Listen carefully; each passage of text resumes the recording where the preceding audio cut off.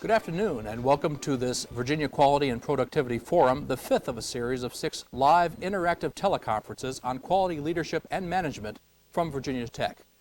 Today we're going to hear from some of Virginia's leaders in TQM, Total Quality Management. They'll be discussing what it takes to achieve quality and productivity excellence. We have private and public, manufacturing and service organizations represented here today. We'll hear from 2 of our presenters at a time, open the phone lines for discussion, then move on to the next pair with a final Q&A at the end of the teleconference. Before we start, we want to make you aware of a program that recognizes excellence in productivity in Virginia, the United States Senate Productivity Award for Virginia. Some of the groups represented by our speakers today are finalists for or recipients of these prestigious awards.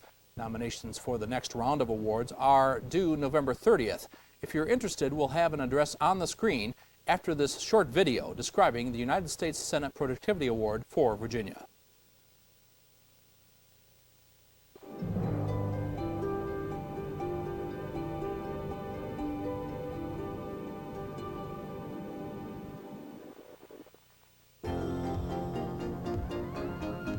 There is a movement taking place in America. A movement to regain the nation's competitive edge in business and industry. A movement to regain world-class leadership in manufacturing and service. A movement to increase quality and productivity in the private and public sectors. Nowhere is that movement stronger than in Virginia. Each spring, the best of Virginia's business, industry, local, state, and federal agencies are honored for their quality and productivity efforts through the United States Senate Productivity Award. The United States Senate Productivity Award was established on December 20th, 1982 by Senate Resolution 503 to promote quality and productivity improvement at the state level in order to contribute to national competitiveness. In Virginia, the award is administered and supported by an extensive network of organizations and sponsors. The 20-member Senate Productivity Board, comprised of representatives from public and private sector Virginia organizations, handles the administration of the process for U.S. Senators John Warner and Charles S. Robb. In addition, the board and the senators receive ongoing support from the Virginia Productivity Center, the Virginia Chamber of Commerce, the Small Business Administration, and the Virginia Manufacturers Association. Presenters at the awards conference are the finalists in each of the 4 categories of recognition: private sector manufacturing, private sector service, public sector state and federal agencies, and public sector local agencies. All businesses, large or small, and all organizations in the public sector are eligible for the United States Senate Productivity Award. Applicants may have affiliates, divisions, or head offices in other states. However, the productivity and quality improvement effort under consideration must be implemented in the Commonwealth of Virginia. The criteria used to evaluate applicants include maturity of effort, top management commitment and involvement, employee involvement management of participation, plan for continuous improvement, performance measurement process, recognition reward systems, customer supplier involvement, and results over time. 3 levels of recognition may be awarded in any of the 4 categories. A U.S. Senate Award Certificate of Merit is awarded to those organizations that the board feels have demonstrated commendable efforts in quality and productivity. A U.S. Senate Productivity Award plaque may be awarded to up to 3 finalists in each category. And finally, the U.S. Senate Productivity Award medallion may be awarded to the outstanding organization in each category. The medallion recipient represents the best of the best in improving quality and productivity in Virginia. Receiving the U.S. Senate Productivity Award provides organizations with the recognition and visibility they deserve. The Award for Continuing Excellence has been established to recognize past recipients of the Senate Productivity Award Medallion who have demonstrated a sustained exemplary effort in continuous improvement. For this award, organizations will only compete against themselves and their previously award-winning application. An organization which has previously received a medallion is eligible. However, an organization must wait 3 years from receipt of last award before reapplying. The United States Senate Productivity Award is one of the most prestigious honors for quality and productivity excellence an organization can receive. Since its inception, the U.S. Senate Productivity Award has recognized the excellent organizations in Virginia. The list of the medallion recipients include international manufacturers, United States military facilities, communications companies, educational institutions and systems, small businesses, utilities, and service companies. The common thread among these diverse organizations is their commitment to quality and productivity. Their efforts have generated an enthusiasm within their organization, which is contagious to those who experience it. These organizations have set their sights on world-class status and are effectively competing at that level. As America strives to regain its place in the world economy, it is organizations such as those found participating in the United States Senate Productivity Award process that will make a difference. International excellence in quality and productivity is alive and well in Virginia. And if you're interested in the U.S. Senate Productivity Award, you can write or call for a nomination form, or just for more information to the Virginia Productivity Center here on the campus of Virginia Tech. You see the number up on the screen right there. Now let's hear from our speakers. We'll have, again, pairs of speakers, 2 at a time, a little Q&A, and then we'll come back for a Q&A with everybody at the end of the program. Let me introduce our first 2 speakers. Bill Bosher is Superintendent of Henrico County Public Schools and the first public recipient of the Senate Productivity Award. Also, another speaker will be H.D. Buzz Dawbarn, who is president and founder of CAMAC Corporation in Bristol, Virginia. First, we will hear from Dr. Bosher. Paul, thanks so much. It's an honor to be a part of today's presentation. I'm afraid that often people perceive that quality, productivity, efficiency, and the public sector are mutually exclusive. We were quite excited to have an opportunity as a school division with 34,000 young people, 52 schools, 4,500 employees who work with those young people, to be the recipient, the first public sector institution to be the recipient. Let me acknowledge that technology probably was the cornerstone of the discussion that brought us to this point. I can remember in our school division having worked with a civil defense system, a little antenna on a battery-powered piece of equipment, and that seems to be quite different from what we have today with 2,200 micros, email going between and among 52 schools. But the reality is that technology is not a discipline. I'm afraid that particularly in educational institutions, we often take something like this and we make it another course, another discipline, and it's apart from. In reality, technology, and even as a broader context, quality, are consequences of a frame of reference. Computer is a sophisticated chalkboard, and if we learn to use it in that manner, then it's going to aid us. If we make it another department, if we make it another discipline, then it's probably going to go the way many other efforts have gone as funding or initiatives tend to go. So philosophically, we believe that it has to be something to help us. I would say that probably an indictment of us is that if we had learned to use the handheld calculator in mathematics classes, we wouldn't have some of the criticism today of mathematics that we do. Many of our young people are using on a day-to-day basis computers. They feel very comfortable with them. They feel comfortable with exploring technology, taking risks, having mistakes.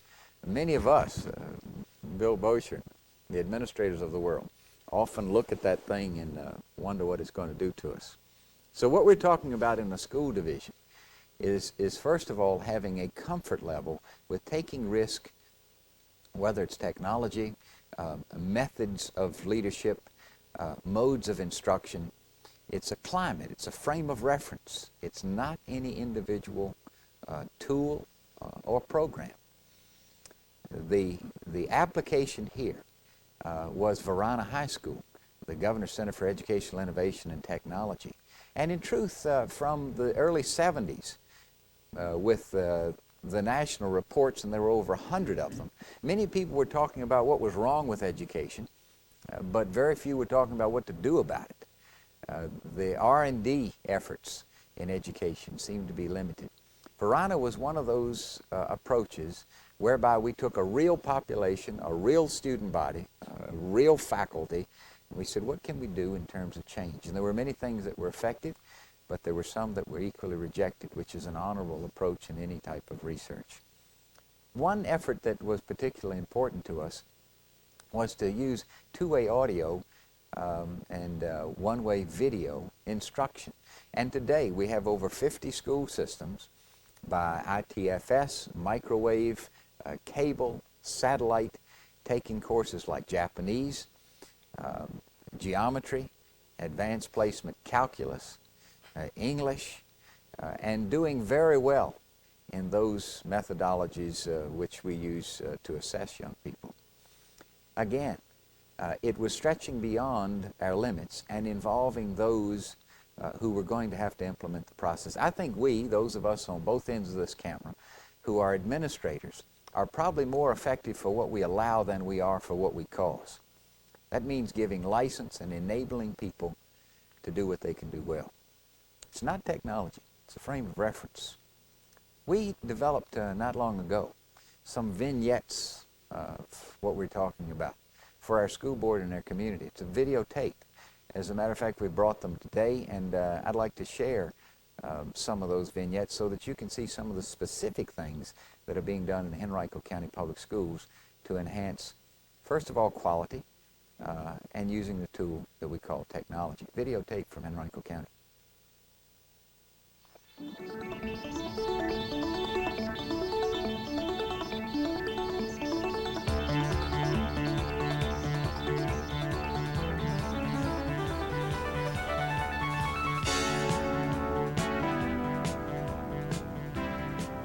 Satellite earth stations, interactive laser discs, electronic mail, CD-ROM, microcomputers.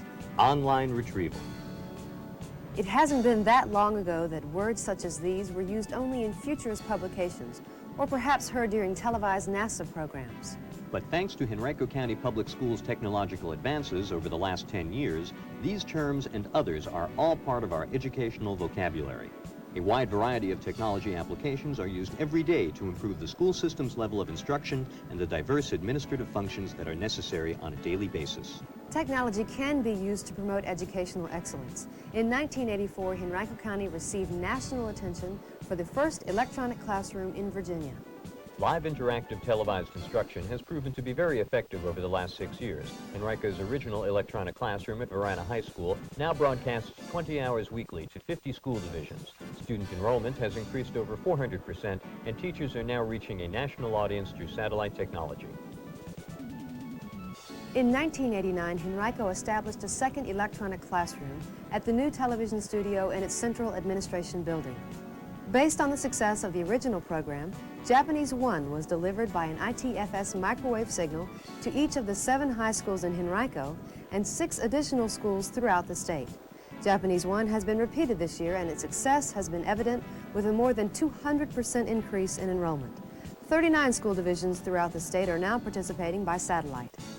Another television project that has received national attention is Henrico's Sun program. Over the past 6 years, an elementary foreign language program has been developed. Foreign language teachers have taught the vocabulary and culture of Canada, Mexico, and Japan. Approximately 15,000 elementary children have received more than 30 hours of foreign language exposure each year. Henrico's ITFS Channel 7 has also provided strong curriculum support for classroom teachers. Since February of 1989, over 2,300 hours of subject area programs, 547 hours of live broadcast, and over 80 hours of staff development programs have been broadcast. Videotape circulation through the County Instructional Materials Center has increased over 700%. The Department of Media Services also provides continuing instructional support through the annual production of more than 4,000 transparencies, slides, and print materials with state-of-the-art equipment. In 1988, Henrico Public Schools received international recognition for its library online database and automated circulation system. Because of this computer technology that is now in place throughout the county, students in 26 of the 54 schools have access to more than 250,000 titles, including those from the public library. In addition to the online system of information retrieval, all secondary students now have access to an electronic encyclopedia on CD-ROM. Technology has played an increasingly important role in aiding instruction. One of the most significant pilot projects has been an integrated computer learning system established at Moody Middle School to meet the instructional needs of at-risk students. Over 450 students have had weekly access to the lab. The percent of sixth graders who passed the Virginia literacy test increased at rates exceeding those of all other middle schools in Henrico. The increase in the percentage of students passing the test from spring of 1989 to spring of 1990 was 3% for the county and almost 14% for Moody's sixth graders. The students scored higher in reading by almost 6% and higher in math by almost 11%. Other computer-based pilot studies that have proven to be effective have included our IBM Writing to Read program in elementary schools to strengthen the connection between reading, writing, and thinking skills. Teaching math and science skills using laser video discs is now a daily routine for all middle schools in Henrico. The new technology has proven particularly effective in holding students' attention, and measurable results have been seen in students' grades as well. Computer applications are seen as basic instructional tools in a variety of curriculum areas. With 2,200 computers in our schools, every high school has a minimum of 3 labs for programming, business applications, and general curriculum support. With the potential of 7 classes of students in these labs per day, computer technology is available to over 3,600 students daily. With the Commission 2000 initiatives, Henrico is looking to make these labs available to parents and the community in the evening hours. Vocational education is preparing over 5,000 students each year for a changing workforce and worldwide competition due to the latest technology developments. At Virginia Randolph Special Education Center, students with physical limitations are now using special adaptive devices instead of computer keyboards. In keeping with Henrico's Commission 2000 objectives, a K-12 computer literacy plan continues to evolve. Students will have mastered introductory skills by grade 2 and will be demonstrating competency and operational skills by grade 3. Keyboarding and word processing skills will be developed each year with mastery at the middle school level. Specialized computer skills including offline and online database searching, operating on a local area network, and producing multimedia presentations will be developed for high school students.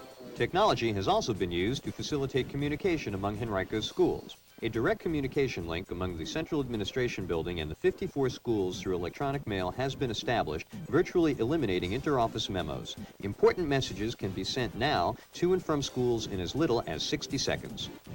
A unique technology application for computerized substitute scheduling was developed here in Henrico and has received national attention. Using the network terminal located in every school, substitutes are now scheduled through a centralized system. 5 and 6 phone calls that a substitute might have received per day have been reduced to 1. 10 to 12 phone calls by a principal to fill one substitute position have now been cut to 1 or 2. The number of unfilled substitute positions for any given day has dropped from as many as 40 to about 5. Technology is also being used to facilitate communication between the school system and the community. Through our ITFS Channel 7 link to the educational television station and the local cable company, Henrico County Public Schools has broadcast almost 100 hours of locally produced programs to approximately 66,000 subscribers. 1-hour live teleconferences have been held weekly to offer parents the opportunity to develop better parenting skills. Perhaps technology's most important function for a school system is its effective and efficient means of evaluating instruction. Principals and guidance counselors now have on their networked school computers valuable data in tracking student attendance, failures, dropouts, and suspensions. Massive amounts of test results are processed routinely and immediately. Over 275,000 report cards are generated annually, including 1.5 million individual comments by teachers. 448,000 student progress reports are generated with greatly increased accuracy from previous manual reporting systems. The amount of information that teachers have to plan an individual student's educational program has tripled in the last 10 years. Current projects include computerized scoring of the Essentials Assessment Tests, PSAT and SAT exams, and the collection and storage of student performance used for honor roll identification, scholarship eligibility, and the selection of special achievement awards. Included in our Commission 2000 plans is the development of an individual student profile that will reflect mastery of basic skills. Each student's transcript will soon be available to every guidance counselor on a computer terminal, allowing for immediate access and greater accuracy. Plans for the future include expanded electronic linkages around the world by equipment that is already in place in our school system. Direct communications between Henrico students and the astronauts will be made possible through the Challenger Space Station at the Math Science Center and our own television studio. An institutional cable network will provide a wider variety of televised instruction by broadcasting classes from any school in the county. Computers and laser video discs will continue to support the curriculum, with textbooks gradually being replaced by electronic media. Technology can make education more productive, more relevant, more accessible, and more responsive to learning needs. Our job as a school system is to select and utilize the technology tools that are available both today and tomorrow in a responsible, efficient, and effective manner.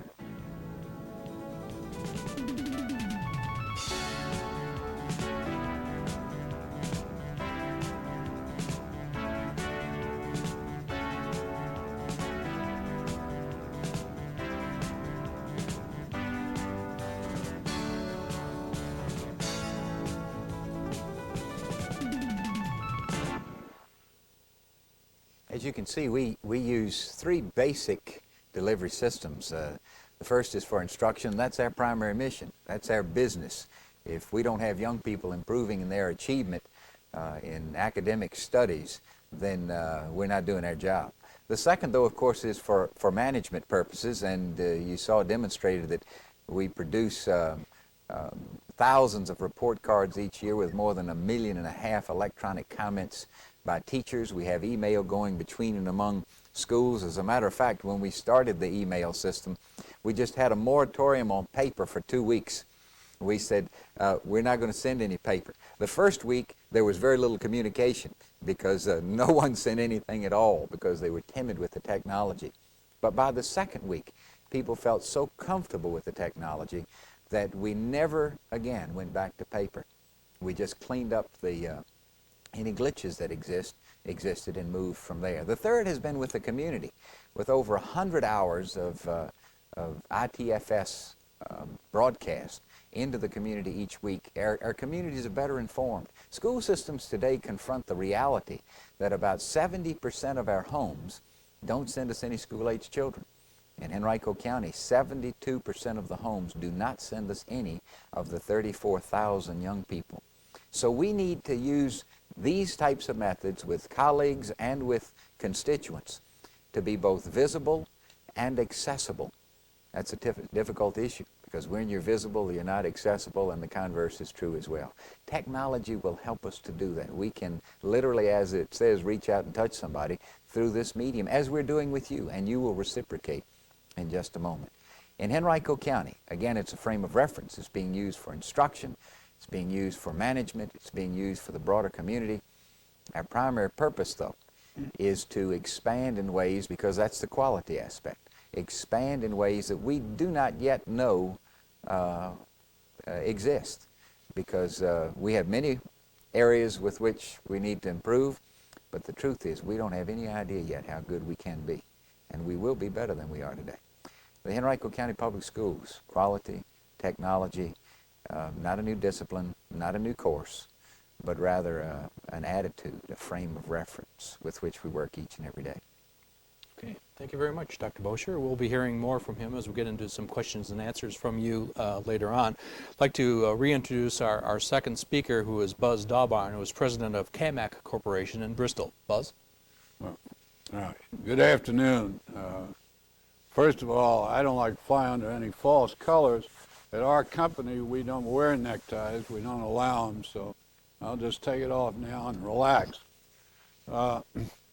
You can't talk about productivity and quality as if they're two separate things, in my opinion. And you can't even think about them without looking at the key ingredient, and that is people.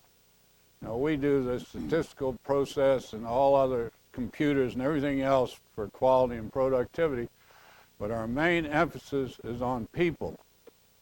About 40-some years ago, I discovered that a good vice president or a good janitor was performing at about 1/3 of his or her capability. And since then, I've been devoting a lot of time to try and see how you free up that 2/3 of untapped ability to make them more productive. To me, the key to success of any company is people. Now, there's been a lot of publicity about the Peter Principle, and I'm sure there are a number of people who get promoted beyond their capabilities, particularly if they're relatives or in-laws of the CEO. But for every one of those, there are at least 100 people who could perform a much better job if they were motivated properly. And that's what we try to do with some degree of success. Now, the first thing you've got to understand is that people differ. There's great variation in their reception to ideas and how they want to work. So there's some people that God didn't make any of us smart enough to motivate. You've got to be fair to them, but don't try to do the impossible, and you've just got to say they won't work. Now, another thing is that people act in a manner to which you have indicated to them you expect them to act. If you are watching them all the time because you think they're lazy and wouldn't work unless you're watching them, you'd be amazed at their ingenuity in getting ways to get out of work. On the other hand, if you treat them as if they have just as much interest in the success of the company as you have, you'll be amazed at the great job that they can really do. Now, first of all, as management, you absolutely have to believe in your people. If you don't, everything else is for naught. Second important thing to remember is that very few people have been trained and brought up in an environment which expects the management to treat them as an equal. And it's going to take a long while for you to get through to them that you're serious about this thing. Their first thing is, how am I being snookered? What's he trying to get me to do? And you just have to work and work with them for over a long period of time. Now, I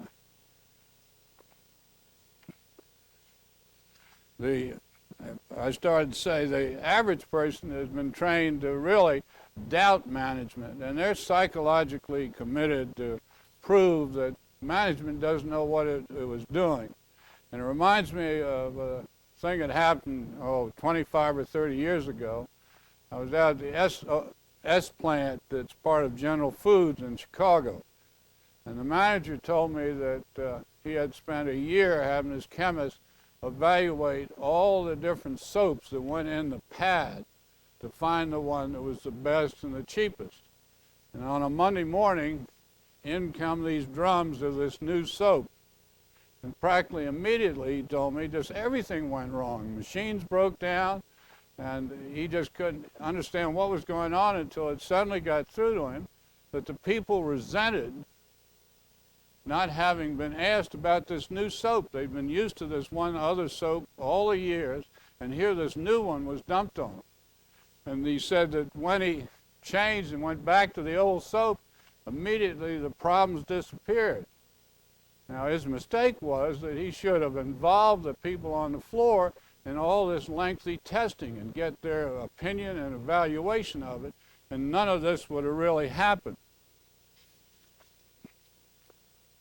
Now, the other thing along this line is that if you involve the people in the decision-making process, even where an individual in the group who was working on it doesn't agree with the conclusion that you arrived at, they are psychologically committed to back the decision. And it makes a tremendous difference. I keep using the expression of people being psychologically committed to either being for or against something. And it's, to me, about the most important factor there is. Now, Another thing that is, in my opinion, is that most top managements don't believe in their people. And the Greeks have a saying that I think applies to a lot of American industry, and that is the fish smells first at the head. And unfortunately, it's the reason I think that the U.S. has become a second-class nation industrially, and we've got to get that changed. And the real way to do that is to foster teamwork. And at CAMAC, one of the things we've done is we've taken and distributed to everybody in the company, office and plant, a thing called Team CAMAC. Now, in addition to that, we have the plant divided into teams of groups of people that work together. We call them QEC teams. And they're 10 or 20 or so. They're on the same shift. And they come up with their own colored jersey and their own emblem. And here's one that, let's say, it says Killer B, and on the front is the person's name and the date they first came to work. And here's another one, it's another color. It's a gray one, and it says Inspector 13, Quality 1. And each of these teams have their own jersey. Now, they're not forced to wear them. About a third of the people wear them any one day. Now, to go back to bring up, CAMAC is a company of approximately 500 people. It's about 20 years old. It took us a while to get started, and I don't know whether they've got it for the monitor to show our sales growth over the last 20 years. You can see that we started off very slowly, but in the last few years have been growing rapidly. We've been doubling about every 2 years. Now, these teams have been responsible for this work, that we work with them. And I'd like to just show you a chart on productivity to show how in the 3 years the output per employee of the company, that's total employees of the company, has gone up 50%, a little better than that in 3 years. And at the same time, if you can do the one on scrap, you can see the way the scrap rate has dropped from a little bit less than 9% down to just over 5%. Now, the interesting thing in that chart is that middle cloud there. We have a drug-free plant, and we have a committee made up, advisory committee made up of people from all through the plant and all the shifts. And that advisory committee worked for 1 year on how to implement the drug-free operation. But the interesting part is that when we announced that we were going to have a drug-free plant was the point where the scrap seemed to drop off radically again, which was very encouraging. Now, these QEC teams that we talk about mean quality, efficiency, and cost. And we work, the accounting department works closely with them. We have a policy of giving everybody in the plant all complete financial figures. There's nothing secret other than individual's salary. That's the only thing secret.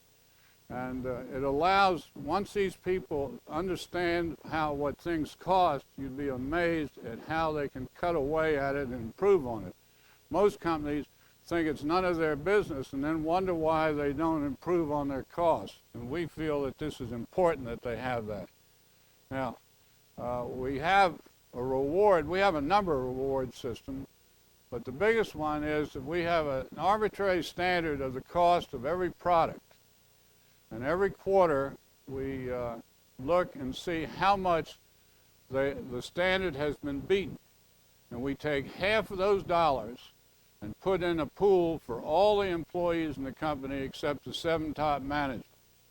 Now, before that money is distributed, though, all claims for bad product are deducted from the employees' pool. And if you don't think that radically cut down claims, you're crazy. And we had this thing in for 3 or 4 years, and they earned very little, and it didn't start to register until it got to be a sizable amount. And last year, it was $7,700 was this bonus to every employee in the company, including the switchboard operator, the girls in accounting, and the rest. And they are asking every week, practically, how's it going? It's a tremendous interest they have in the thing. Now, one of the things on this that we do not, in the setting the standard for this thing, we do not include, of course, selling price, and we do not include raw material, because I didn't want the people to work real hard and then our raw material costs go up or our selling price be forced down and they not achieve a bonus.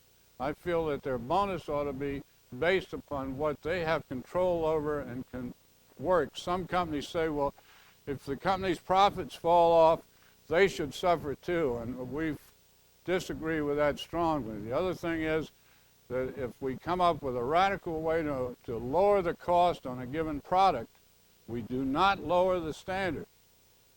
The more money they make, the happier I am, because for every dollar that they make, the company makes one.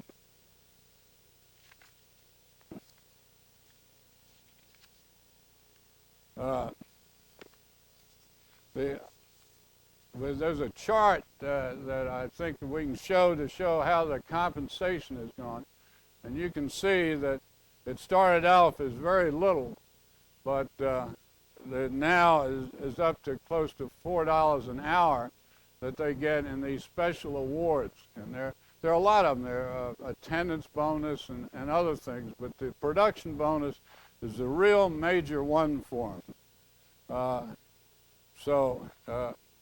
In closing, I'd just like to say that I have a goal, and I guess you can call it an impossible dream, and I'm sure I won't live long enough to really achieve it, but my goal is to have a plant and an operation where the people don't come to work, they come to enjoy themselves. They come to get a kick and a pleasure out of producing the best product in the most efficient manner possible. And I sort of compare it to the enjoyment they get to go out and play golf. And there's some days, if you're golfers, that you really don't enjoy it too well, but you keep going back to it. And I want a plant, if it's humanly possible, to have people who look at it as an enjoyment. I guess a sign of old age, but I think that this life we live is too short that you spend a third to a half of your waking hours going to work that's drudgery. It should be a pleasure, and that's what we try to do at CAMAC. Thank you very much. Okay, thank you, Buzz. If you have questions for either of our first two speakers, you can call in on a toll-free number, 800-222-9703. While we're waiting for your calls, we've had a couple questions come in that I'll direct to our panel here right now. Bill, let me start with you in terms of questions come in. What role did teachers play in getting, selecting and implementing computer technology, and I guess video also in the classroom? How do you get them involved? Well, Paul, as Buzz was noting, we're labor intensive in the vernacular of the business community.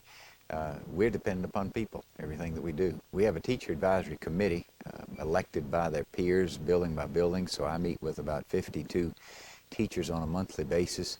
It's important that they be elected by their peers, because then they aren't selected by the administration, and it's very open dialogue. There are a number of groups of that nature throughout our organization, but I think the key for us in terms of planning has been the 2000 initiative that was noted in the videotape. We, 3 years ago, under the leadership of Dan Norman, one of my colleagues, went out and selected a panel of community staff members, and that panel grew to over 300 participants. And we asked them, where should we be when the kindergarten class of the present finishes 13 years later? And they told us. They rolled every rock, moved every piece of us. They looked at every aspect of the system. And they gave us initiatives. We then went to 124 strategies and then started into work measures. But the truth is there have been hundreds of teachers, hundreds of patrons who have been involved in telling us where we should be for 2000, but in truth they're giving us direction each and every day as far as what do we do on Monday. Because we need a vision, we need a goal, but we also need to make sure that the shop opens on Monday morning. I think that broad-based participation probably has been the most important thing that I've been involved in 10 years. And it's also the thing over which I had least direct manipulation. I had to step back from that because so often we tend to have the functional leader giving us the vision. Henrico County's vision should not be limited to Bill Bosher's perception. It should be limited only by the breadth of the people who are part of us, and that's teachers, administrators, students, and patrons. Okay. Buzz, we had a question for you, noting your comment that fish smells first at the head. What would you do to improve top management in this country? You talk about the competition and how we've dropped off. Oh, well, first and foremost, I think that we ought to eliminate all golden parachutes. I don't think any executive should ever have a golden parachute.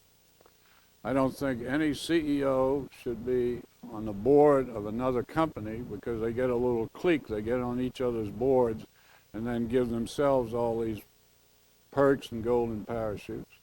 I don't think any director of a company ought to sell a product or a service to the company because, again, I think it's conflict of interest.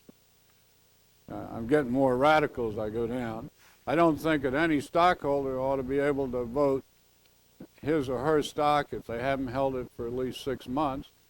I've got a stepson who's on Wall Street, and he never holds stock more than 48 hours, and I don't think he ought to vote as to what happens to a company. He has no interest in the company.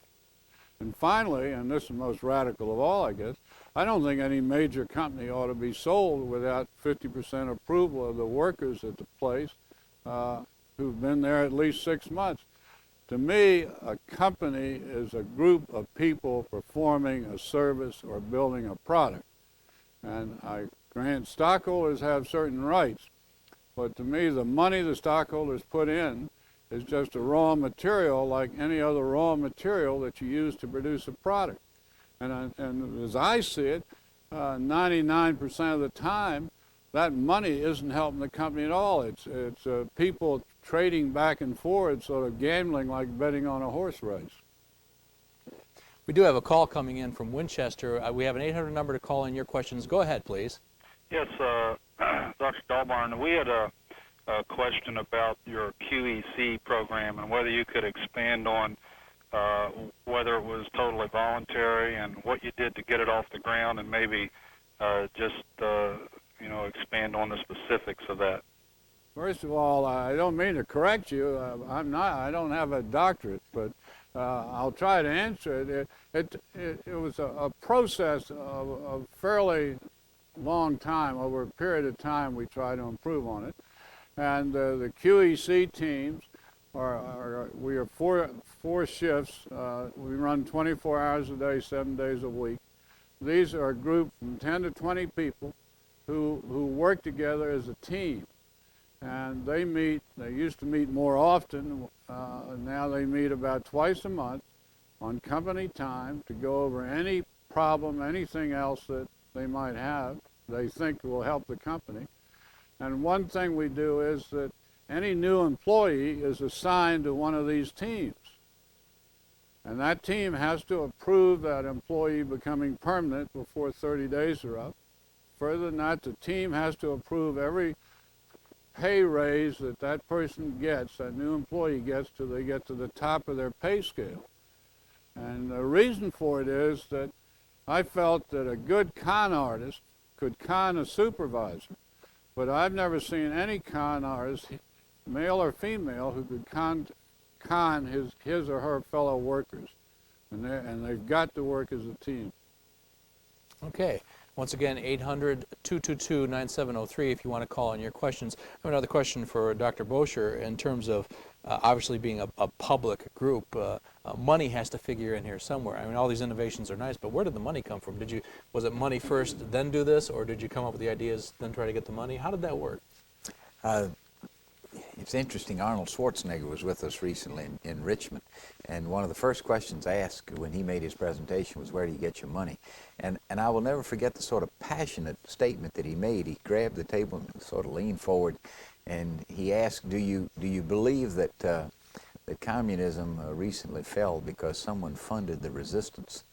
And then he went on to say, do you believe that the wall fell because someone funded it?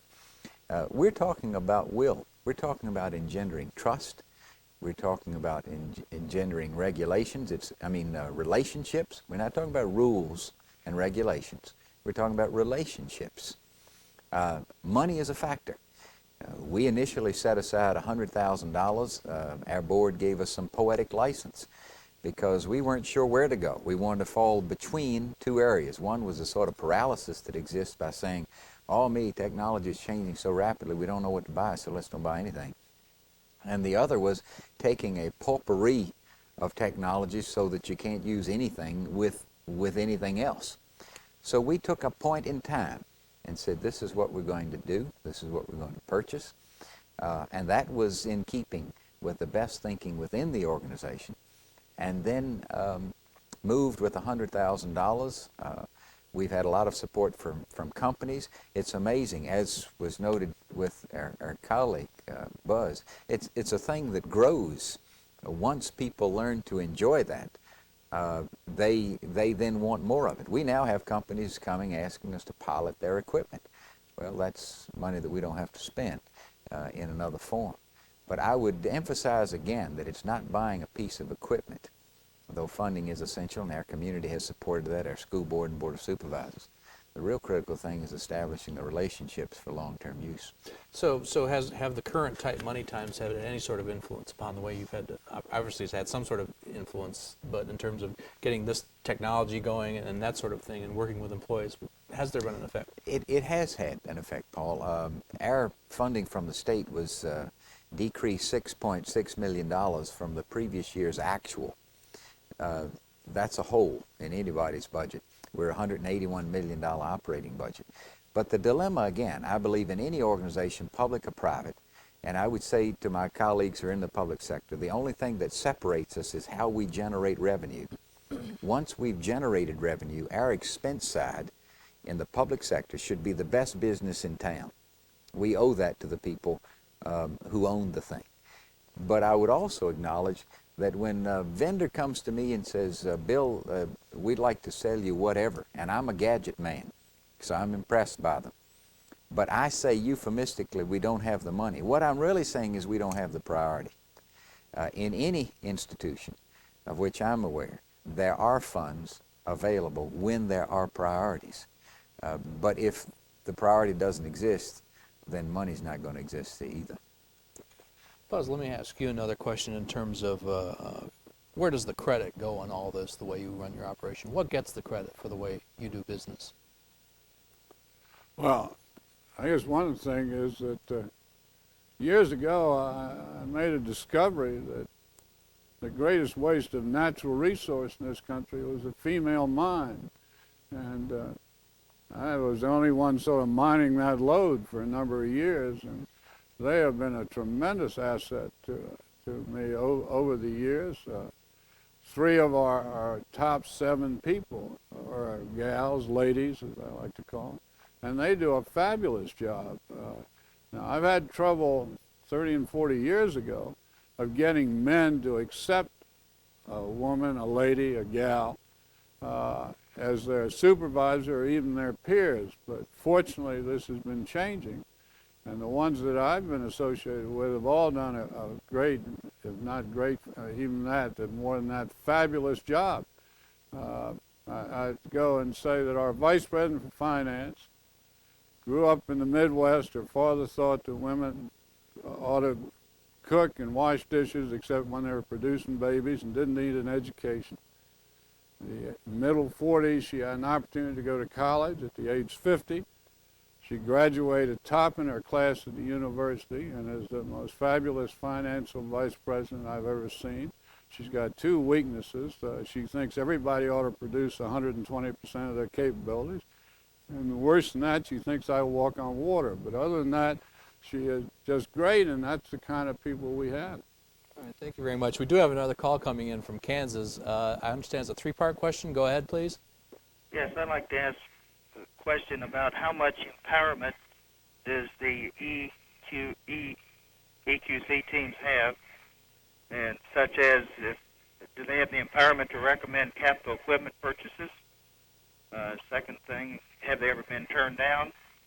And what happened to the work group if they were turned down? I'll hang up and listen to your response. All right, thank you. I think I've got those. Well, we purposely asked them for their ideas, and they're suggesting capital expenditures all the time. One of the reasons that we have the accounting department working so closely with them is so they understand where the money comes from and where it goes.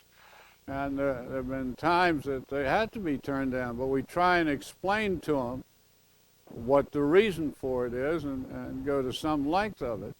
And the other thing I'd like to say is that I've seen many, many times where someone had an idea that you might think was a little better, but I'll guarantee you, if you took their idea and utilized it, they are psychologically committed to proving that their idea is going to work. And if you turn their idea down for yours that you think is better, they're psychologically committed to proving that you don't know what you're talking about. And I just can't overemphasize this. We try to use them in every darn way possible. Okay, thank you very much. Let's go ahead and go on to our next segment. If you have other questions for these gentlemen, we'll have a longer question and answer session at the end of the teleconference. So please keep in mind other questions that you may have. I'd like to talk about our next two speakers, introducing them. Pat Ekdahl, Vice President of Roanoke Memorial Hospital in Roanoke, Virginia, part of Carillion Healthcare Services, and also Rick Bruce, Chief Administrative Officer of B&W Nuclear Service Company in Lynchburg, a recipient of the Productivity Award from the U.S. Senate. We'll begin with a videotape for Pat Ekdahl's presentation.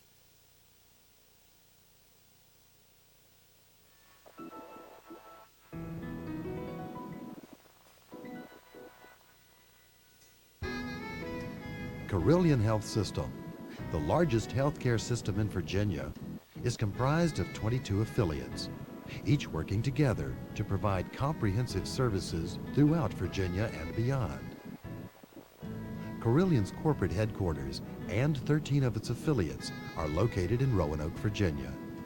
Together, these affiliates employ nearly 5,000 people, making Carillion the largest employer in the Roanoke Valley.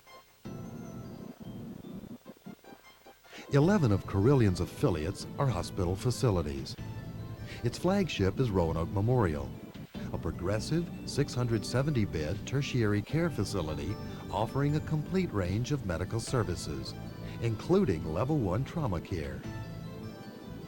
Roanoke Memorial is Virginia's largest nonprofit hospital and has annual admissions of 24,000. Other hospitals in the Carillion system include Bedford County Memorial, Community Hospital of Roanoke Valley, Franklin Memorial, Giles Memorial, Gill Memorial Eye, Ear, Nose, and Throat, Lonesome Pine, and the community hospitals of Radford, Southside, Tazewell, and Wythe County. With a comprehensive range of services and combined annual admissions of 56,000, this network of hospitals work together as a regional referral system, meeting the needs of residents of Southwest and Central Virginia. In addition to its healthcare facilities, Carillion is composed of a diversified group of subsidiaries. They offer both medical and non-medical services. Some of these affiliates include Lifeguard of America, Virginia's first emergency air medical transport service. Healthcare Interiors, a group specializing in both medical and non-medical interior design. And Sterile Concepts, a firm located in Richmond which provides sterile packaging of custom-designed surgical trays for a variety of surgical procedures. The name Carilion is derived from carillon, a set of bells played in harmony. Likewise, Carilion Health System and its affiliates work together in harmony, meeting today's healthcare needs with an eye on the future.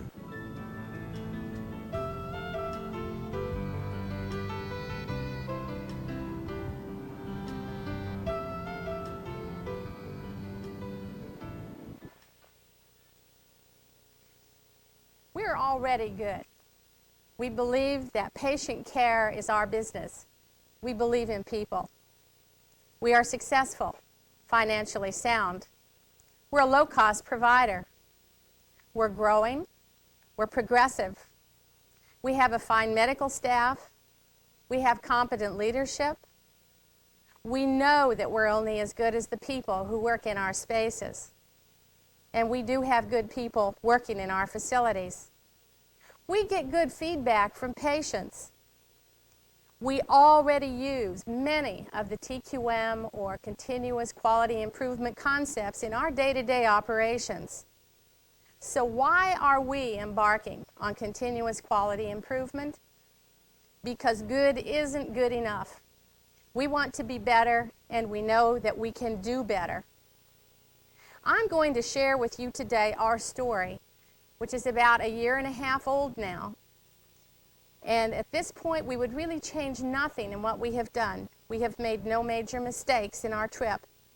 And CQI is just that, a journey, a continuous trip that never ends. I'm going to move through the steps fairly rapidly so I can concentrate on a couple unique entities that I feel that we have done. They're a little bit different as we have determined whether or not Carilion Health System should become involved with continuous quality improvement. So let's begin. Mind merger. Timing, I do think, is important. It just happened that our president, Tom Robertson, that is president of our system, received telephone calls from 2 or 3 of us within a couple days. And we all were saying to him, hey, Tom, I think we ought to take a look at total quality improvement for the Carilion Health System. It really seems to make sense. I already had made reservations for myself and 2 other managers at our hospital to journey to Florida to attend the one-day Deming Qualtech program produced by Florida Power and Light. Tom called me and added himself to that trip. He also added our corporate director of management engineering. So 5 of us journeyed to Florida and spent an on-site visit there where we attended a full day with people representing such companies as Xerox, NASA, Defense Department, GM, IBM, no small shooters. And we heard the FP&L story. We heard the president tell us of his grave concern about the diminished quality in the United States in terms of productivity and products and people. We heard him tell us and remind us that Deming had moved Japan from a 10-cent trinket industry into an industrial world giant, a leader. We were also reminded that a united Europe was emerging very quickly and that the U.S. had better get its act together. The initial proposal that I presented was actually solicited from Tom during the morning break that day in Florida, and I had it on his desk the following week. Following that, we invited Florida Power and Light to come to Roanoke, and they presented for approximately 50 of our key executive managers a full-day program explaining the FP&L story. At the end of that day, I stood up and very spontaneously asked the participants to take a piece of paper and tell me 3 things off the cuff. 1, did they think what they had heard today makes sense? 2, did they think that it had relevance for the Carilion Health System? And number 3, how should we proceed? Almost to the person, it was go for it. There was some cautious comments like, let's proceed slowly, or we need to look into it a little further. But not one individual said, abandon it, move away, we don't want this. The decision to proceed, therefore, was made by Tom Robertson, our president, with the direction that whatever we do, it must fit us. We're not going out to try to find something that we're going to fit into. The next step was exploration, and we did begin that. And the first step of that exploration process involved a multidisciplinary task force being formed and appointed by Tom. This diverse task force was composed of 16 individuals representing 2 of the hospitals, medical staff, planners, personnel, management engineering, educators, a good cross-section of people in key management positions throughout our system. I was asked to chair that task force. We were charged with the responsibility of developing a recommendation and a proposal to be presented to Tom by spring 1991, giving him an idea as to where we felt the Carilion system should move in regard to continuous quality improvement. We had our first task force meeting on August 15th of 1990. At that time, we made several commitments. Number one, we decided that we would investigate fully all 3 of the gurus across the country, Deming, Duran, and Crosby. We also decided that we would use TQM concepts to assess its relevance for our company. That meant no more crisis intervention, shooting from the hip, which we in management frequently are tempted to do and do. So the step from A to get to B or to C, we recognized we had some work to do, and that was step B. We had to slow down, take our time, do it right. The main strategy was education. The key to success is with the people, but the people need educated and need to know that they understand what we're talking about. We prioritized seminars across the country, selecting only the major ones, and went to these seminars in pairs, and then brought that information back to the group where we met on a monthly basis every Tuesday afternoon for 2 hours. This was a lot of work, but it also was a lot of fun. We reviewed a lot of written material. We read a lot. I have a stack in my office as tall as me, and that's just the material I've saved. We had already had Qualtech come to Roanoke. We felt that it was only right to invite also representatives from the Crosby College and the Duran Institute to hear their stories. They're all similar, but there are some differences. We enjoyed those presentations very much, and the group was already leaning toward the Duran model at the end of the session presented by the Duran representative, John Early. Following that experience, we were close to developing our final proposal, but we needed some grassroots information. I called each of the centers of Qualtech in Florida, Duran, and Crosby, asked for them to provide for me the names of 3 to 5 hospitals comparable to us in our own, in which they were currently working, so that we might, through conference calls, call and get some first-hand information about where the people were in those hospitals, how they had come to use the consultant firm they did, and other key questions. We developed some very focused questions. I called all of the key people, set up appointments, and we had conference calls. They lasted 45 minutes to 1 hour in length, and I had, of course, prior to that meeting, faxed the questions to them, so we were reading off the same script, and so they had some time to think through and prepare answers for us.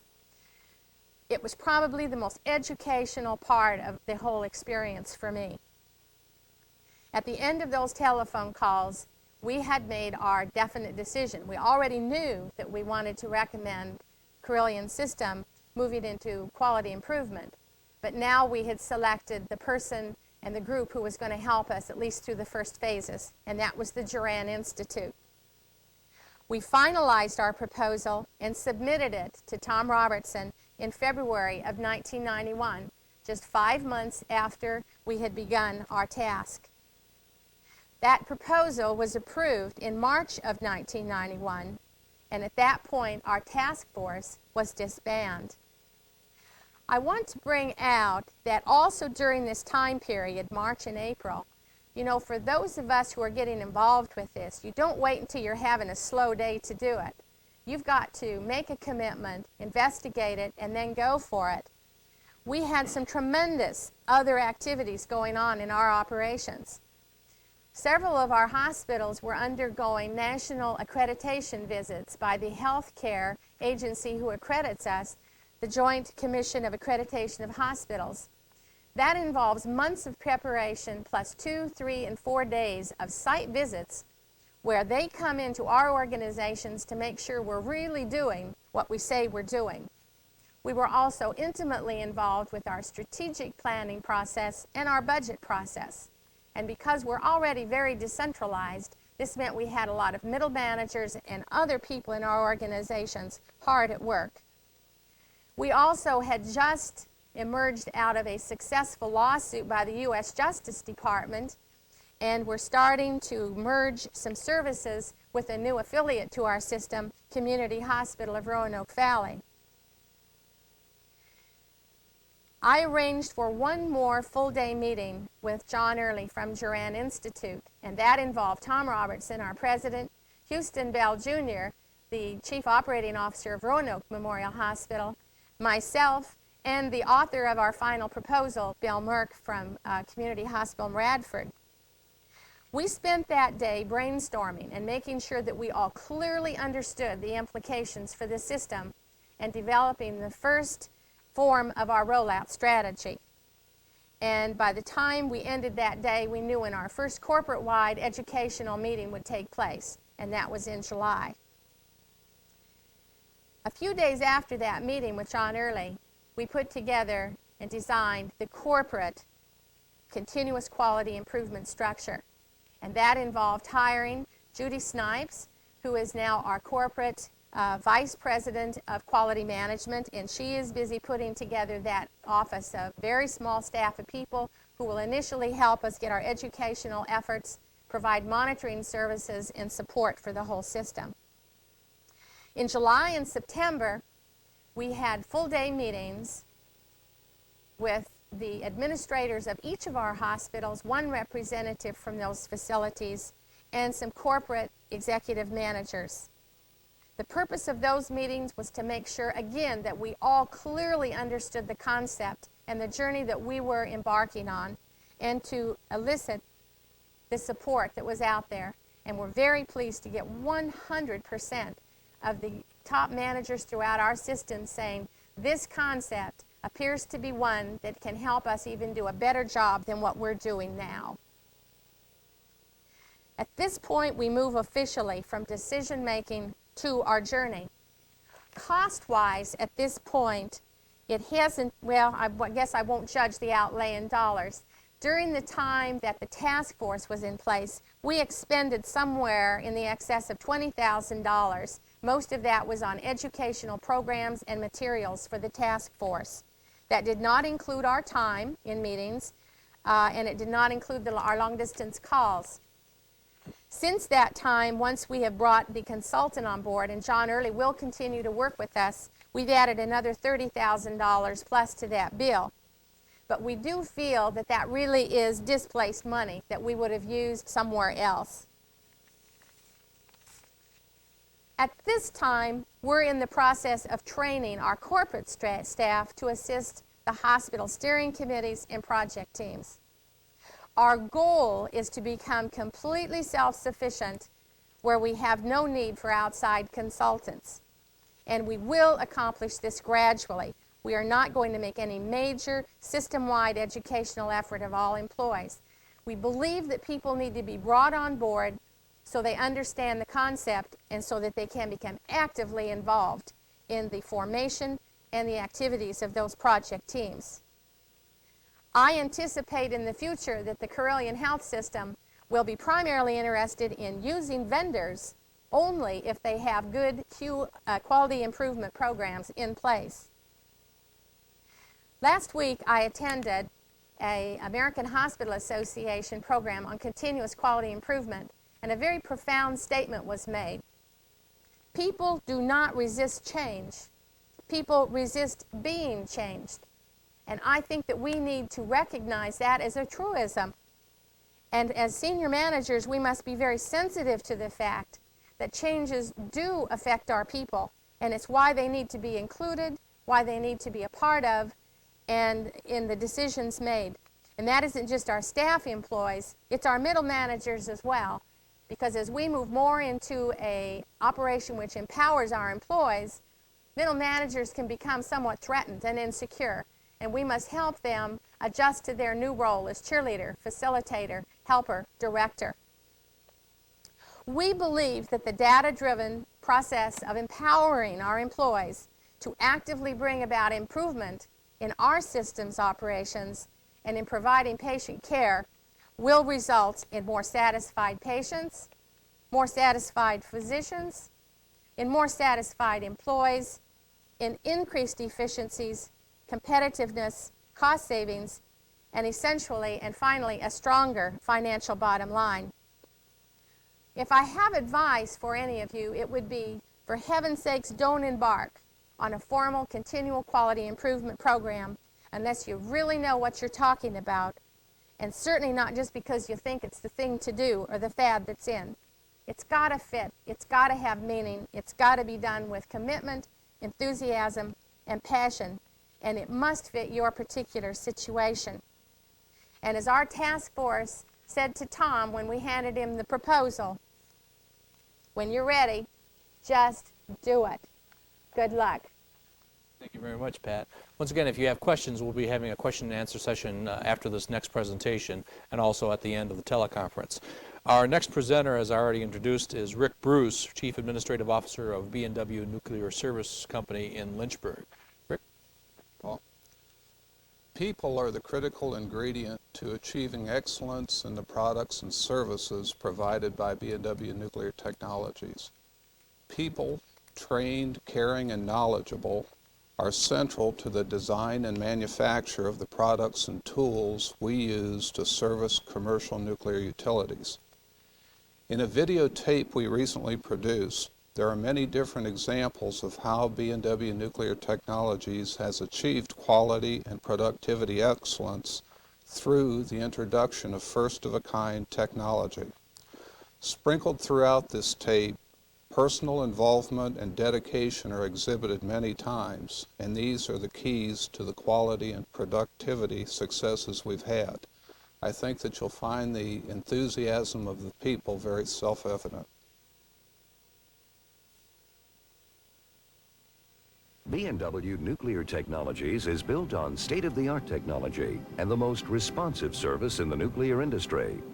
This dynamic organization provides essential nuclear services, nuclear fuel, advanced reactor technology, and training. The most responsive customer service in the nuclear industry begins with the right people. Strong idea people with a clear grasp of customer needs. People who can handle tough problems and provide effective solutions. In the next few minutes, you'll meet a few of the people who make up B&W Nuclear Technologies, an organization that has earned the confidence of its customers and can help solve your problems too. It takes the right organization to design and build the necessary tools before cutting into a billion-dollar investment. In the final analysis, it wasn't the original reactor supplier, it was B&W that got the nod. This is the largest repair of a Class A Section 3 code vessel that's ever been attempted in this country and probably in the world. It certainly included innovative technology, included many examples of technical judgment, and required very close cooperation with our utility customer to perform it. There are few companies in the United States and perhaps in the entire world, capable of performing this type of repair in the time frame in which we did it and with the resulting quality which we achieved.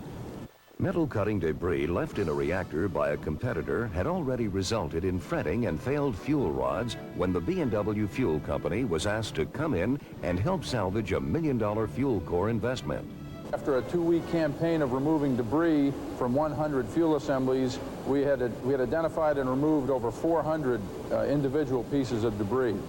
At this point, the customer was concerned that his entire $30 to $40 million worth of fuel might be at risk, and he requested that we make another emergency deployment of one of our Echo 330 systems to re-inspect the fuel. We ended up reconstituting 100 fuel assemblies and replacing over 400 rods. We handled a total of 3,000 rods during that campaign, which is believed to be the most extensive fuel reconstitution campaign in the industry. Their ability to work side by side with customers has led to successful joint development efforts between utilities and B&W.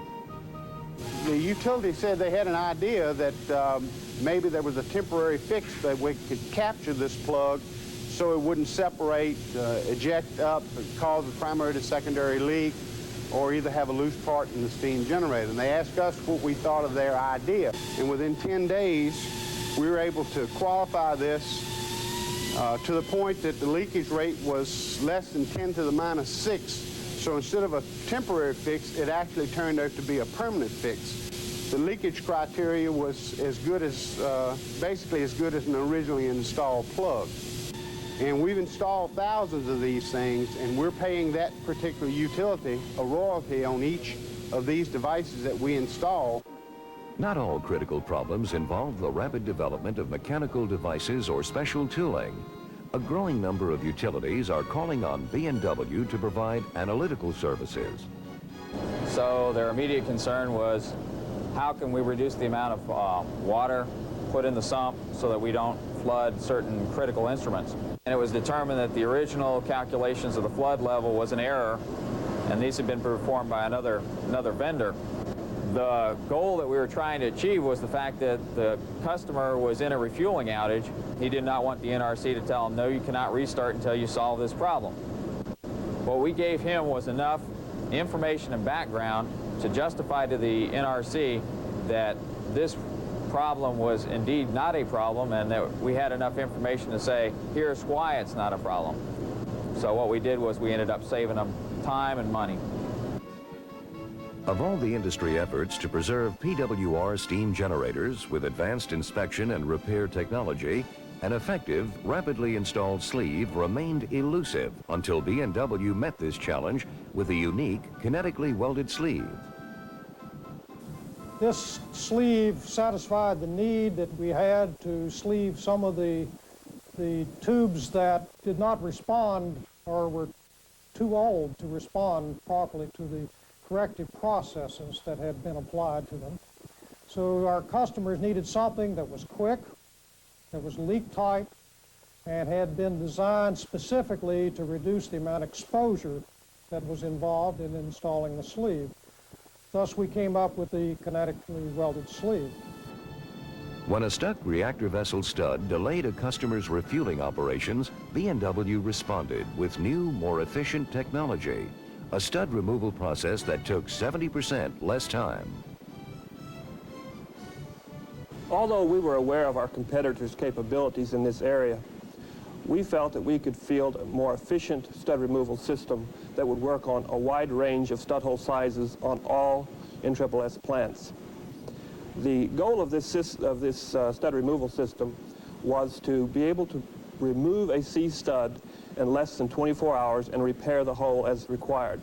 To date, we have removed 6 separate RV studs at 2 different plants, and in all cases, we have met our goals.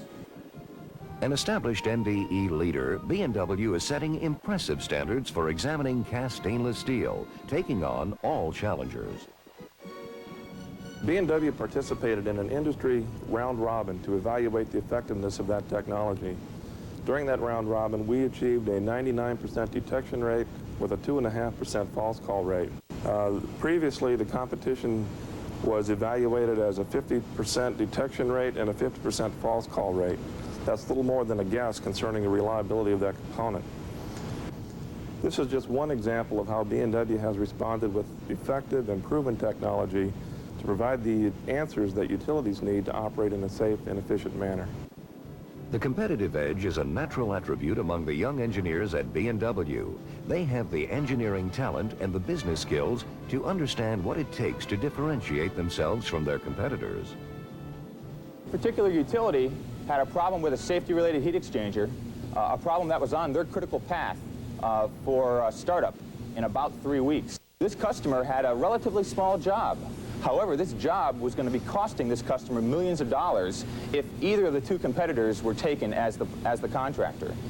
Because both of them had estimated 3 to 5 weeks, and they weren't even sure if the job could be done. We successfully cut almost 300 tubes. The job scope was expanded because of the success of the tool, and this particular job was taken off critical path. Nothing is more important than doing whatever it takes to help a customer with a tough problem. One utility was in the process of procuring nozzle dams for their site with another nozzle dam supplier. During the course of that procurement, they ran into several technical, safety, and delivery problems which mounted very quickly. At that time, the utility asked B&W to step in. We did so. We took the leadership. We resolved the concerns and problems and supervised the installation of the nozzle dams in the way that the utility wanted them. We were asked to step in at the last minute, make it happen, and we did. Repairing the reactor internals on a plant designed by a competitor is a complex and difficult assignment. For one such task, B&W dedicated 2 years of preparation for a job that required a brief 10 days of intensive work in the field. Initially, there was a great deal of debate about performing major modifications on reactor systems designed and manufactured by our competitors. But like the major pressurizer modification we've just completed, the responsibility behind B&W's leadership has found acceptance in the marketplace. And indeed, we're often asked to provide our opinions and advice to utility friends who are using competitor systems. Their technical leadership and their size allowed the B&W Fuel Company to respond quickly with product innovations. We were able to capture a significant portion of our competitors' market by offering a product innovation. The product innovation was the use of zircaloy intermediate spacer grids with standard outside diameter fuel rods. The zircaloy grids saved the utility about $1 million of fuel cycle. Our customers were asking for this new product. We were the first ones to bring it to the market approximately 2 years before our competitors, and it allowed us to capture a significant share of the market. While the nuclear industry is still awaiting progress on a national facility to store spent nuclear fuel, the B&W Fuel Company and its French partner SGN have developed an economical service that can double the storage capacity of existing fuel pools. The Fuel Master machine is the fuel consolidation solution, which for many utilities represents a complete solution to their problems.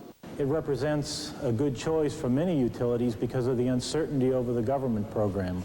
Consolidation reduces the volume of the fuel, and therefore the number of shipments are reduced. The cost is reduced, and most importantly, transportation concerns are reduced. It is indeed a national solution to the waste problem. And regarding spent fuel transportation, B&W's BR100 shipping cask program combines the best technology from B&W and partners Robotel of France and Duke Power Company. But I guess what we're primarily proud of is the fact that we have a robust package here that can take any accident that can be thought of and yet be safe to the public and to workers that have to deal with recovery after an accident. We think that certainly in trying to anticipate DOE and public and utility needs is going that extra mile for the customer, and that's what good engineering is all about. B&W believes that the future of commercial nuclear power rests with the degree of confidence the public has in the technology. Through its training affiliate, Power Safety International, B&W is addressing this issue, utilizing a reactor operator training system that has proven to be an effective media relations tool. When events take place at a power plant, many reporters come out, they don't understand what is happening at the plant, therefore they don't understand and can't correctly communicate that to the people. The see-through power plant allows you to take a news reporter, bring them in and show them the exact processes that are taking place in the power plant. They develop a first-hand understanding of what is taking place, they have confidence in what they've seen, and that allows them to go back to their newscast and deliver a precise, accurate story of what is taking place at the facility. Anticipating customer needs, B&W is well into the development of an advanced robotic manipulator with its new partner, Framatome. Over the past several years, we've been developing a number of improvements to our services aimed at improving our productivity in the field and reducing dose. Our objective with this manipulator, for example, is to be able to perform a full 100% eddy current inspection with just 600 millimanrem of exposure. The advantages of that manipulator are that it can reach everywhere on the tube sheet and also out the manway. A rapidly expanding role in the commercial nuclear fuel and service markets has not displaced a core objective within B&W Nuclear Technologies, to be at the forefront of advanced reactor development. New nuclear technologies will have a major impact on the power systems of the future, the same way they revolutionized our Navy. In our Space and Defense Systems group, we're on the leading edge of defining what can and cannot be done with these advanced systems. We're engineering, manufacturing, and testing systems and components. For example, for high-temperature particle bed gas reactors for space application, and a heavy water reactor for the new production reactor. This includes developing new control systems, new materials, and new engineering techniques. You might ask what relevance this has to utilities. I think there are two ways. First, we're developing the tools and the technologies that will be directly relevant to the improvement of commercial nuclear power plants. And secondly, we're developing the people with the skills, the knowledge, and the innovative capabilities to create these new products. History has shown that the future belongs to those prepared to respond to its opportunities. B&W is preparing for future challenges and opportunities by forming strategic alliances with world leaders in reactor technologies, such as Framatome. I'd like to tell you why I think today's announcement is important, not only from the perspective of Babcock and Wilcox, but also for the nuclear power industry in this country. By bringing together international experience, world-class technology, and the most responsive customer service in the industry, this alliance, we believe, will help us achieve our strategic objective of being the leading #1 supplier of nuclear service in the United States. So people that are responsive to customers' needs and technology will be the hallmark of our company. We were asked to step in at the last minute, make it happen, and we did. The Zircaloy grids saved the utility about $1 million a fuel cycle. This particular job was taken off critical path, and in all cases we have met our goals. It is indeed a national solution to the waste problem. During that round robin, we achieved a 99% detection rate. They develop a first-hand understanding of what is taking place. They have confidence in what they've seen. We handled a total of 3,000 rods during that campaign, which is believed to be the most extensive fuel reconstitution campaign in the industry. We've installed thousands of these things, and we're paying that particular utility a royalty. So what we did was we ended up saving them time and money. We're developing the people with the skills, the knowledge, and the innovative capabilities to create these new products. Going that extra mile for the customer, and that's what good engineering is all about.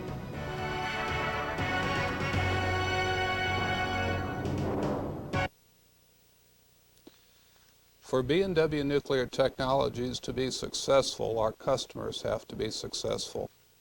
We view our relationship with them as a partnership a partnership where their well-being is our primary concern. We define quality as the process of continuous improvement in the products and services which results in long-term customer loyalty. Our unique partnership with our customers yields this loyalty. Finally, and perhaps most importantly, we listen to our customers. Their needs become our needs. Their needs and our engineered solutions result in breakthroughs that continually benefit their companies and ultimately society's need for energy. Thank you. Okay, thank you very much. Once again, we'll be taking your questions before we take a break here. I want to go ahead and remind you that it's a toll-free number, 800-222-9703. While we're waiting for your calls to come in, I want to ask Pat a question, if I may, in terms of your vice presidential duties include patient care. I'm wondering how you think all this work that you're putting into this quality improvement is going to translate into what the patient will be seeing. Well, first of all, the patients are already very much included in our institution as part of the care regimen with questionnaire surveys, and we have patient representatives in our hospital who actually have face-to-face contact with patients. So we, on an ongoing basis, already have a lot of information from our patients. They are going to be able to provide us some very focused areas to pursue, and they're very much part of that. It will certainly be more formalized. Okay. Rick, I want to ask you, nuclear, of course, has not had a whole lot of new construction going on for quite a while. I'm wondering, what about stability and how that affects trying to determine, get better quality out of what you do? What about what's happened in the past, and do you expect things to, with all the greenhouse talk, do you expect things to be picking up now? The past 10 years, or 12 years actually, has not seen any new commercial plants ordered in this country. What's happened in that period, however, is that virtually all of the plants that were operating or under construction have now been completed, and the utilities who operate and run these plants are seeking solutions and assistance and services and upgrades to extend the life and the performance of these plants. And this is a particular niche that we have seen. We look out into the future, and we believe that over the next 10 years or so, that this country and probably the whole world is finally going to get very serious about the issue of the environment, looking at some of the long-term consequences of what we've done and some of our industrial byproducts. And we believe that this is going to go a long way towards helping to take another very serious look at nuclear power for the longer term. Today there are 110 operating plants in the United States, and their safety record and performance record have been absolutely outstanding and improving each year. So we've learned a lot about the business we're in, along with our utility customers, and we believe seriously that this country will see the rebirth of new nuclear construction perhaps within the next 8 to 10 years. Okay. Pat, let me go ahead and get back to you in terms of, we're talking about TQM here a lot. You use the term CQI. I'm wondering, is this just purely a matter of using different words, or is there a specific philosophy you're looking for in going after this different terminology? There's a reason there, and I'll explain it, but I guess before I say that, I would caution, we don't want to get tied up with initials or acronyms, We're all after the basic bottom line, and that is increased quality through our people. When we looked at total quality management, and as our task force began operating, we simply felt that what we were talking about was better described in continuous quality improvement, that more implied a process, a journey, something that never ended. You never get to the best. You always continue trying to get better, and it just fit us better. Let me get back on the other side of the table again with a question that B&W's success is based on its ability to instill customer and market orientation in its engineers. You think of engineers as sitting there in their little boxes putting together things and taking them apart. How do you instill that customer angle into their thinking? Well, our engineers are anything but people that sit in offices or cubes and sit there and analyze things in their minds. We spend the majority of our life out there with our customers. Right now, for example, and this happens to be a peak period of time for us, we have in excess of 700 of our people out in the field at customer sites today working with them on solutions to their problems and their needs. So we have, as I said in my remarks, a partnership that is more than just words. It's a relationship where they understand what we can do for them, and we understand the kinds of problems and the kinds of needs that they have. Okay, thank you very much. We do have a call from Blacksburg. Go ahead, please. Yes, I'd like to ask those organizations, in particular, I guess Clarion and KMAC, they most relate to our organization. When you just started into the total quality management concept initially, how many hours did you spend per employee on training on TQM concepts? And then I'd like to also ask, ongoing, how many hours are spent per employee on training? Pat, why don't you handle that? This is sort of ongoing right now with you, isn't it? With us, now again, I don't know how this would transfer into the industry models here, but we're starting at the top. You know, the key here is the leadership must buy into this and be committed. So our educational efforts at this point have been to make sure that those who lead the organization understand it. The employees' education will really become actualized as the project teams unfold, because there you're going to want appropriate people involved, and that will be the employees. They will then be trained in team management skills with some of the statistical tools that they're going to need to gather and analyze the data to come up with the kind of solutions that we want. And as far as a time period on that, we're not really calibrating that right now. We're simply developing a rollout strategy, and we'll keep going until we get the result that we need. Okay, we do have another question coming in I'll take, and we'll maybe get some discussion later on. Go ahead, Charlottesville. Thank you. I actually have a question for Pat Ekdahl. Pat, could you comment on how you've gotten the doctors involved? I guess you could say there's some priors that say it would be difficult to get to take part in a CQI type process. Sure. What exactly have you done? Well, we got them involved at the very onset. 2 physicians served on the quality on our task force. One was Dr. Bivens, who will be our next chief of staff, and the other is Dr. Kraft, who is a pediatrician. And we made sure that they got into educational offerings. In the national programs that we have gone to, there is a caution about medical staff, not that you don't want them involved, but because they come from such a deep scientific orientation, they understand and pick up the concepts of statistical analysis so quickly that they can become impatient while we're educating the rest of the people to get on board and go with it. Physicians need to be involved. They need to know what's going on, and when you're dealing with projects within your institution that affect them, they need to know about it and be a part of that. We're early enough in this, we've not run into any conflicts, but at this point we have included physicians from step 1, and we plan to continue to do that. Okay, very good. We are going to go ahead and practice a little quality management here and give everybody a break for about 15 minutes. After that, we'll come back with our final 2 presenters and then open it up for a question and answer for everybody until the end of the teleconference. So please join us again in 15 minutes and have a little break here.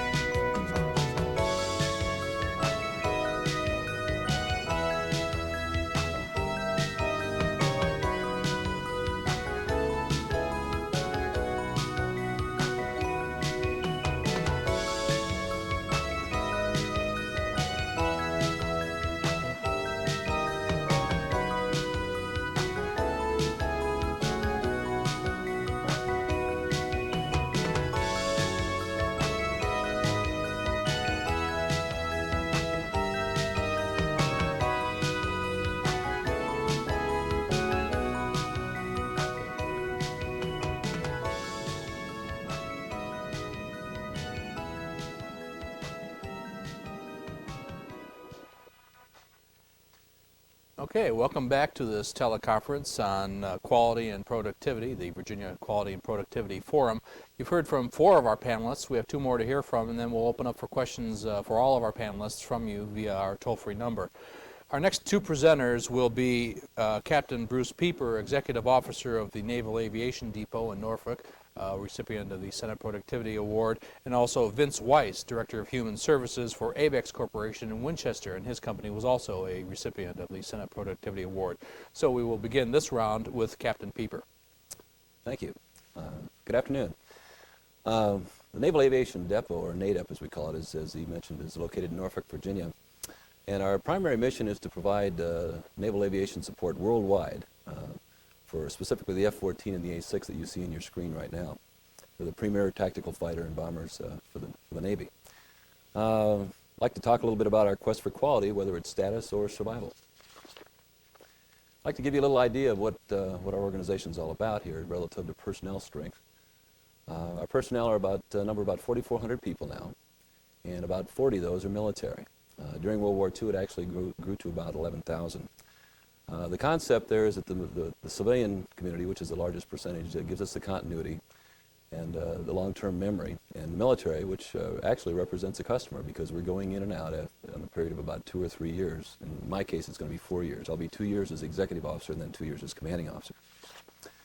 Give you some idea of our costs. We're about $350 million a year type of operation. It was significantly larger than that prior to 1987 when we, quite frankly, weren't very efficient.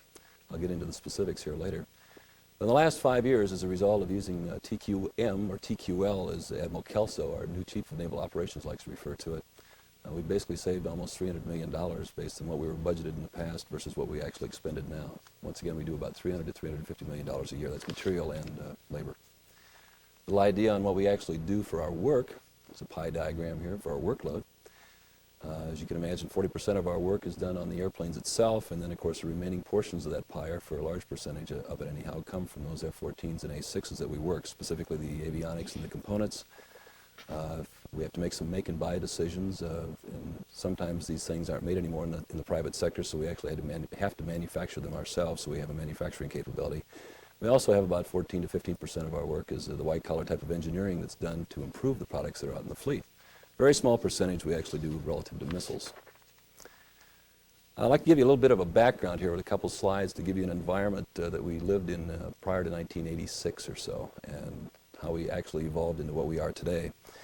I like to call this threats, and as we've later come to know them, they become, we call them opportunities. The first threat, quite frankly, was total quality management when it was introduced in 1985. I happened to be at the NADEP at Norfolk from 1983 to 85, and 86 actually when I left. But in 1985, the Navy started embracing these thoughts at the lower levels at our sister depot in North Island in San Diego, California. And several of the admirals and the captains got a hold of it and said, "Thou shalt believe in TQM." And after they said it about a second or third time, everybody started thinking that they better get involved with this. And about 6 or 8 months into this, it really did become a threat, specifically to our middle management. It was a loss of their power. The second thing that happened in 1986, it was sort of a freak accident. We had a lightning fire with one of our transformers, and we had a PCB contamination, and we lost 345,000 square feet of manufacturing space. And that was significant. Even though we're a very large facility, we have 102 buildings and 172 acres. At any rate, it was a significant loss, and we had to take out, with moon suits on, about $50 million worth of F-14 parts. About the same time, a gentleman by the name of Secretary Lehman and the Secretary of the Navy's office decided that the aviation depots just weren't very cost effective. So they came up with, I like to call them, significant emotional events, and these happen to be economic. The first one was to take out of NADEP Norfolk's budget about $30 to $50 million a year, keeping in mind, once again, a base of about $350 million. And they also did that with our sister depots. And also, about 1987, they finally convinced Congress to change the laws such that we'd have to go head-to-head, and we could go head-to-head, I should say, legally, with the private sector for some of our work that heretofore had been promised and actually given to us all the time. And 14% of our workload at NADEP Norfolk was on the table. So it definitely got our attention. Also, if you can remember back in the middle part, after the second election of President Reagan, the charm went out of the military budget, and the Navy had to make some basic decisions. Do I go ahead and use my limited resources, for R&D projects and new airplanes and missiles that are coming down the road, or do I fix the ones that I have in pipeline? And they obviously decided to go with the R&D and the new programs, and so there's a significant workload that fell out in 1988. And we had to go from 5,100 people down to about 3,850 people, and quite frankly, they were fired, or RIFed in the jargon, reduction in force. And that was definitely a significant, debilitating force that took place. I had left at that time, and my predecessor's predecessor had to go through that very difficult time frame. I might add, in credit to our civilian personnel department, out of about 1,200 people that had to be placed elsewhere, only 7 weren't found a home. At any rate, at this point in time, we started gravitating away from perceiving these things as threats, and we started thinking of these things as opportunities. It was a whole attitudinal change. The total quality management culture started building. Admittedly, there were pockets, but it was starting to grow. And now we're faced with what we now like to think of as opportunities, but they're very significant and probably as significant as the previous ones that I mentioned. In this case, the Defense Management Review. I think a lot of you are familiar with the significance of this because in July of 1989, Mr. Cheney signed out the Defense Management Review that has to do with a lot of the consolidations of the plants, the bases that are being consolidated right now and shutdowns. Well, the 1990 version of that essentially was a big determination on how we were going to consolidate all DoD depots in the type of business we do. Simply stated, it went like this. If it flies, the Air Force gets it. If it floats, the Navy gets it. And if it's a half-track or it's missiles, the Army gets it. And if you hadn't noticed by now, I happen to be in the Navy, but I also happen to have wings, and that was a significant emotional event, but now an opportunity, I guess, for what I'd say here at the depot. The idea that the light blue suits had come in to take over our business was not exactly where it was at. Okay, how do we respond to this scenario? These scenarios, I should say. Well, quite frankly, out of every bad, there's a lot of good, and we absorbed the facility loss, and we actually did the unheard of thing of putting the engineers next to the product. We took them out of the building that had been contaminated and put them right next to the product, and quite frankly, they hadn't been down there for 40 years, and they started learning things. I mentioned that we had to go through a reduction in force. We had to match the workforce with the workload. That was really a very painful experience, and I'll get back to what we learned from that in a little bit. We started making total quality management a way of life through training and so on. Basically, everybody got training in an introductory sense, and then we also got into SPC training, self-taught, I might add. By the way, we also won the F-14 competition. We had several sister depots that had to go head-to-head, and they lost their competitions, but we won ours. And lo and behold, we started listening to our customers as well. Their perception is their reality, and we learned that very quickly. When we first started delivering the airplanes that we'd won for the F-14 competition, we had a dramatic increase in the number of gripes or quality gripes that came back to us. And as soon as the fleet admirals and our own admirals got back off the ceiling saying, yeah, I knew you guys were cutting costs and you're cutting quality, we started asking the customer, and it turns out that they were griping things, but they were also saying that these are a lot better product than what we were delivering before. And the reason for the increase was that we were starting to listen to the customer, and we started seeing a significant fall off after that initial increase of quality gripes that we had. By the way, they didn't gripe them before because the silence was deafening. When they used to gripe them, nothing happened anyhow, so why bother? We also have gotten to the point now where we're posturing ourselves for future competitions. Anyhow, the net result, relative to our customer feedback, if you want to look at the big triad here, which is quality, schedule, and cost, 1987 and prior, and I happened to be there once again from 1983 to 86, quality was essentially poor. We were always late, and the cost was high. And our present skipper, Tom Hancock, likes to say that the overall, we were being sued for non-support from our customers. Presently now, we've had a 700% reduction in our discrepancies. I mentioned the huge spike, and what I'm saying is that being the point now, it's the 700% drop in those particular quality gripes since that first competition airplane went out to the fleet. We're now on time, or a little bit early, and our costs have gone down dramatically. For example, in the F-14, it used to cost, in today's dollars, $1.8 million an airplane to have it delivered, and now it costs $1.1. We have now gone to a Best Buy quality, cost, and schedule.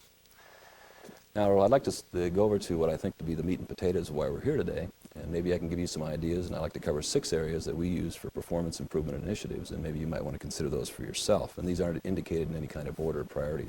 You should be the judge on that if you think they make sense. The first one is strategic planning, and of course the basic saying goes, if you don't know where you're going to go, you're sure going to get there, especially in our business.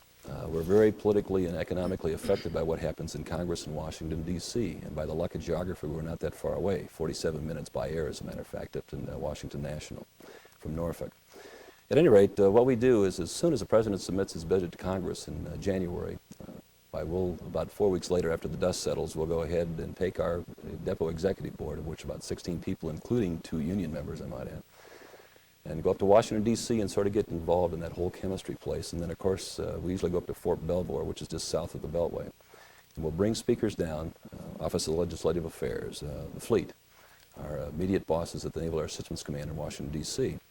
We get a good idea of what's going on politically and economically for that coming year, which starts in October. We spent about 3 days just listening to speakers to get a feel for what was going on, or what is going on. I might add another analogy that might be appropriate here. Sometimes the last animal to understand, one could think that the last animal to understand what water is a fish, because it's everywhere. And let me tell you, the economic waters and the chemistry of those waters drive everything that we do down there. So we have to be very familiar with the chemistry of the water that we're swimming in. And that's the reason we do this every year.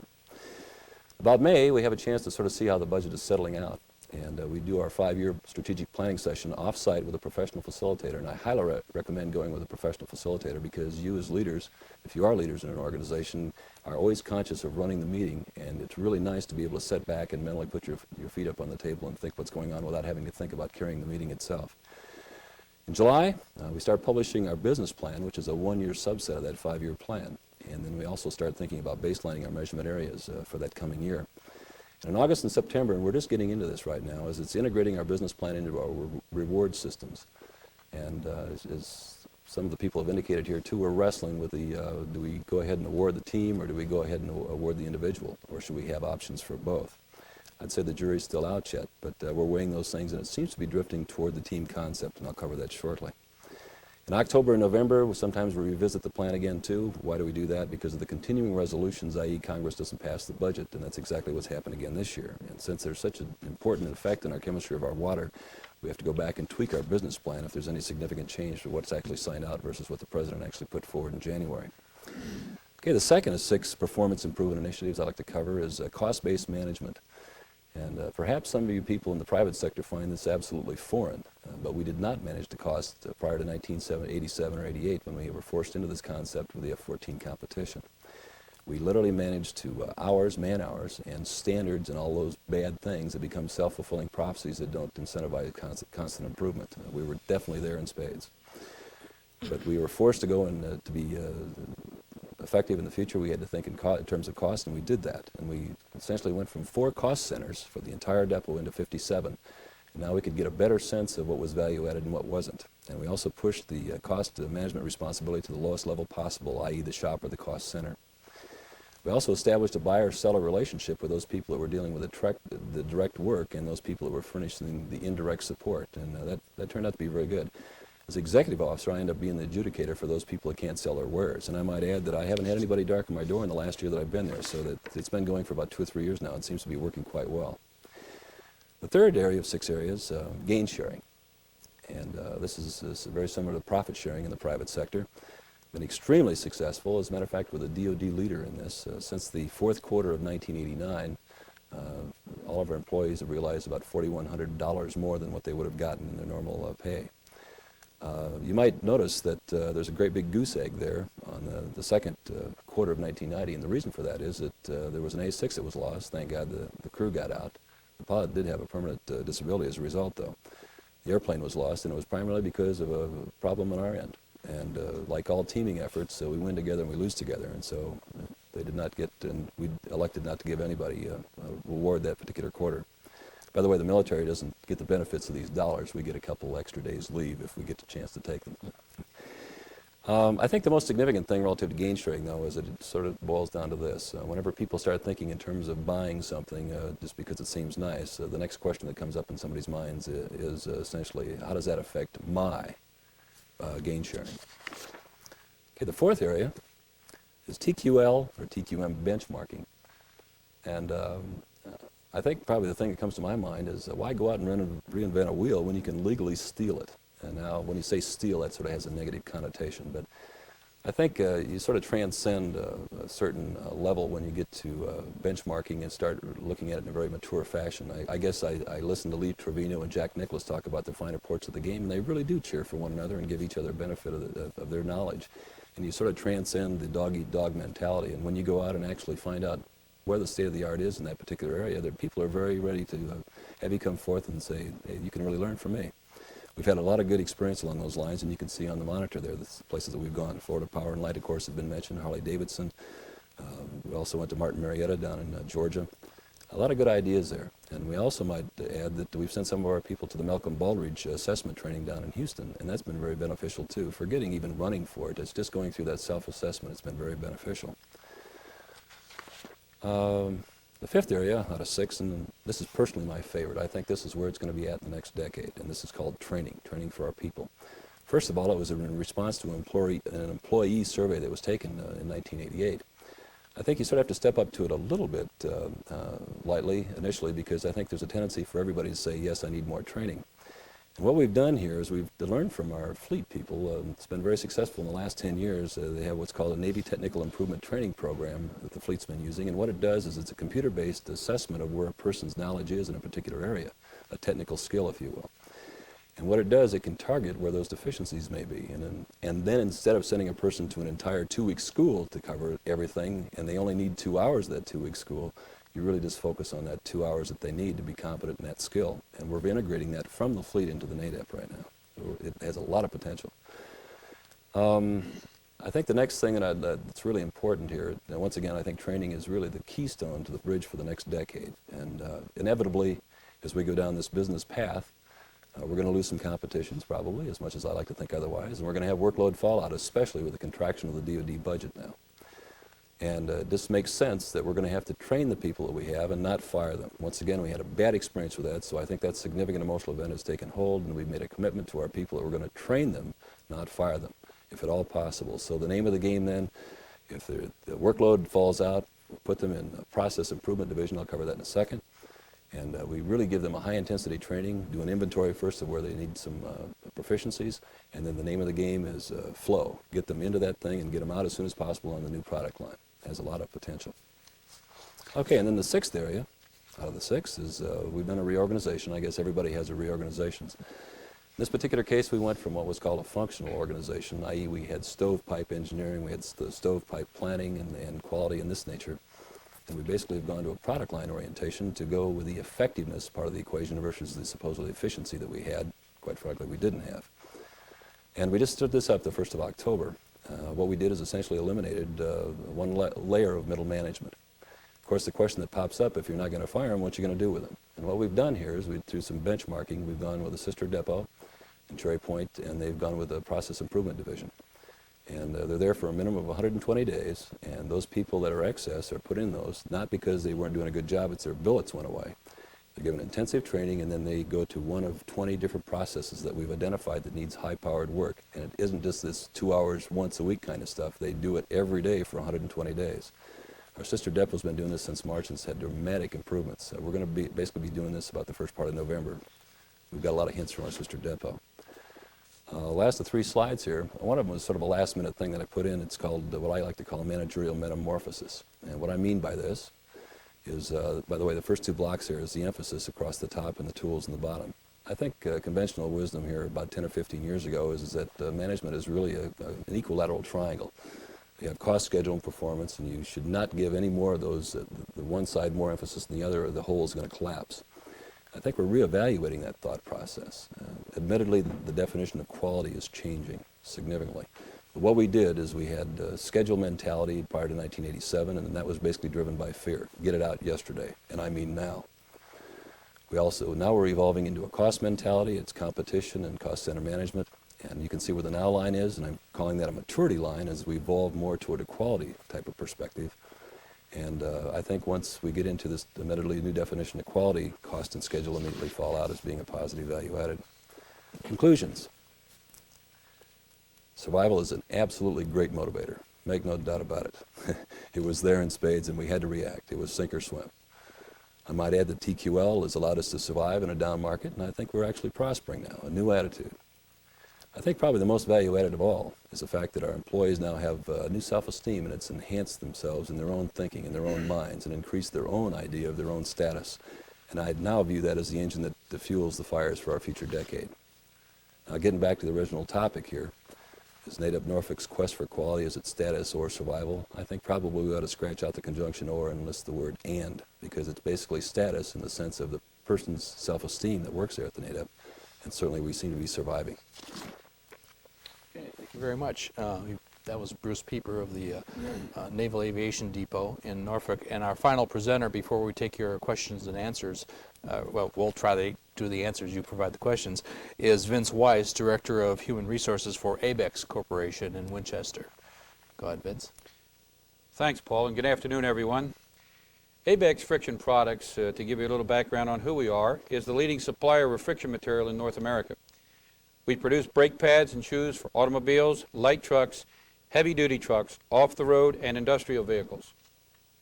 Friction Products has 4 plants: Winchester, Virginia, the flagship plant, which is also division headquarters, with over 650 hourly and 150 salaried employees; Salisbury, North Carolina, producing heavy-duty product for trucks; Cambridge, Ontario, producing disc brake assemblies for foreign cars; and Lindsay, Ontario, which is a shoe relining plant.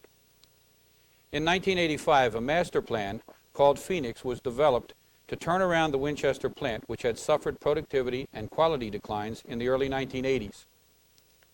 Phoenix called for Winchester to rise to the heights of a world-class producer through superior quality and technical leadership. Phoenix included formation of plant-within-a-plant concepts, or focused factories, all based upon these 4 major cornerstones. 1, produce the safest, highest performing friction material available, and also provide both an environmentally safe product and safe plant to work in. 2, become the quality benchmark in the industry, and then continue to raise that benchmark to the heights of a world-class producer. In 1991, we were again recertified for Ford Motor Company's Q1 award.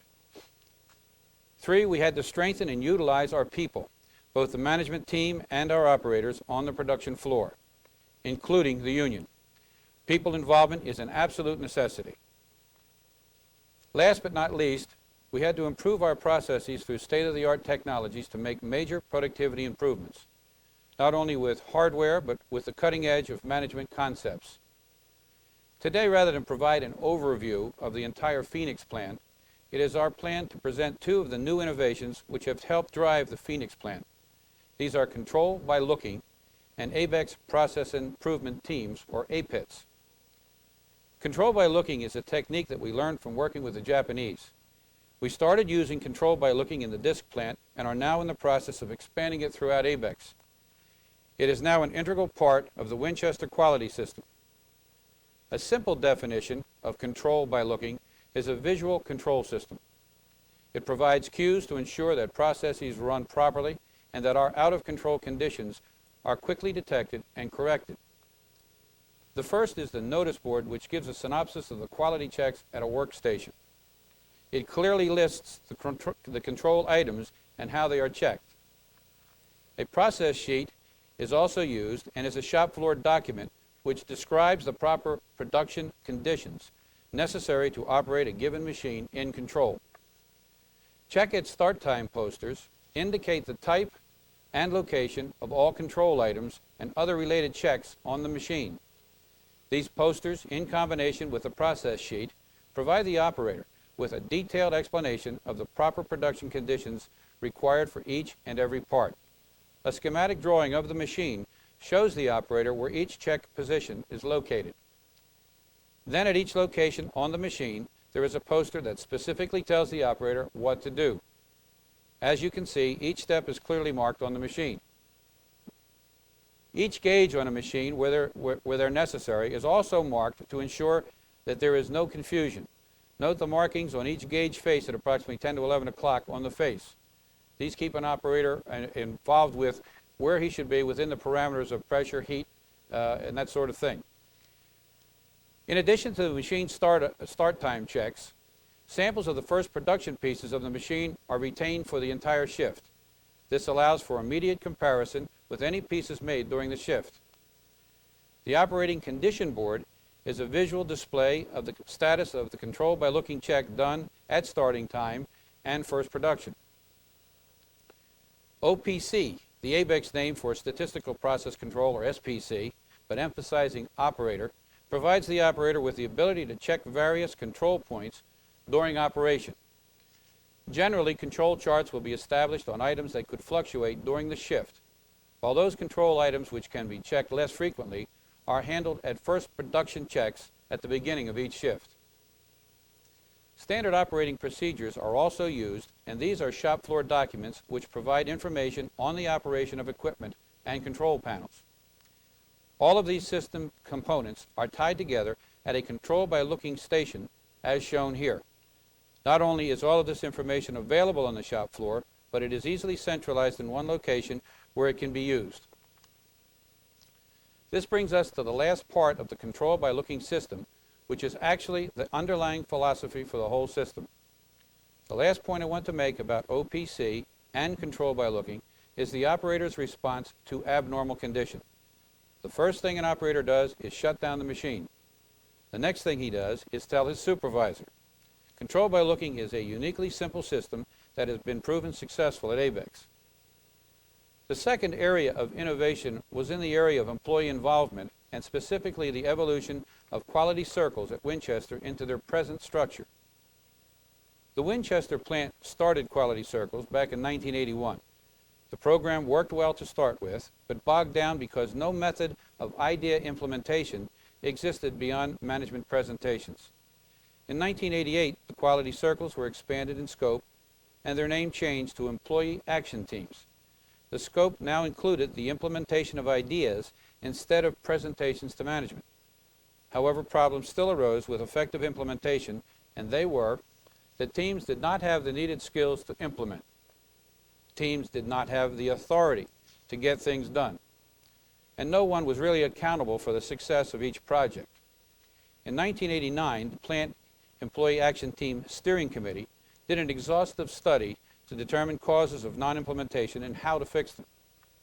What emerged was a restructured employee action team made up of varied skills within the department whose job was to brainstorm for ideas. The teams include operators, setup men, quality control, and maintenance. The team would be led by the manufacturing manager for that plant. Volunteers would be used, and where certain skills were missing, individuals were approached individually and asked to get involved.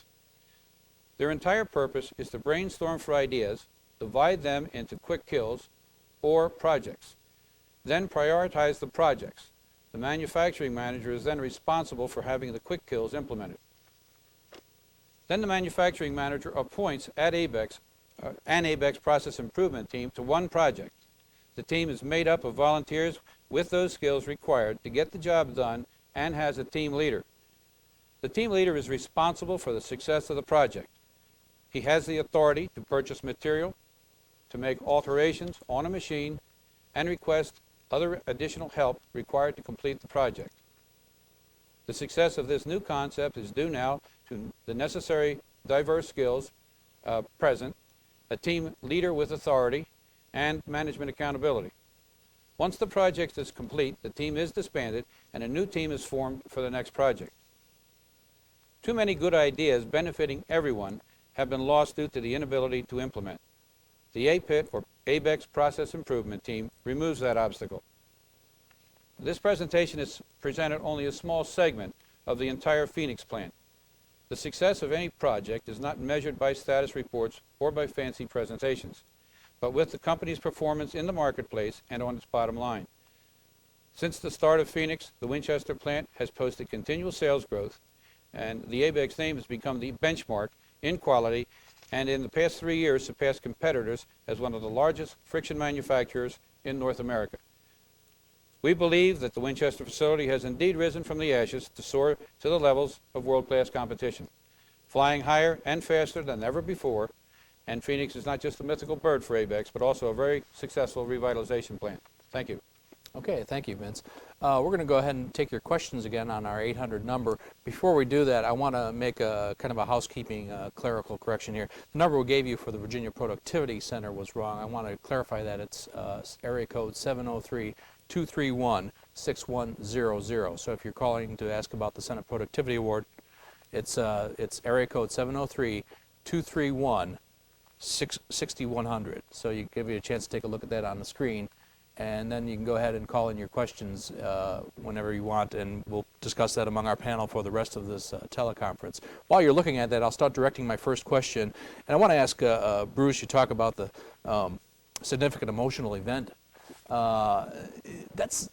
That shouldn't have been the way to do business, should it have? I mean, this is not the way to respond to improving your quality, is it? How should it have been done? Well, I guess, first of all, that was a decision that was made at the highest levels within the Navy. I guess it depends on use a situational leadership model. Maybe another way of thinking of it is also like raising children. The idea is that if they're not supposed to touch the hot stove, sometimes it's absolutely appropriate in that scenario or that situation to intercede and basically take a dictatorial approach. Conversely, if a guy has his PhD in nuclear physics and you're going to tell him how to add 2 and 2, it's obviously the wrong thing to do for that situation.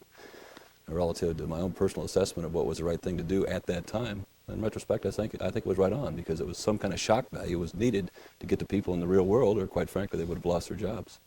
Okay. Let me go ahead and direct a question to Vince now for ABEX.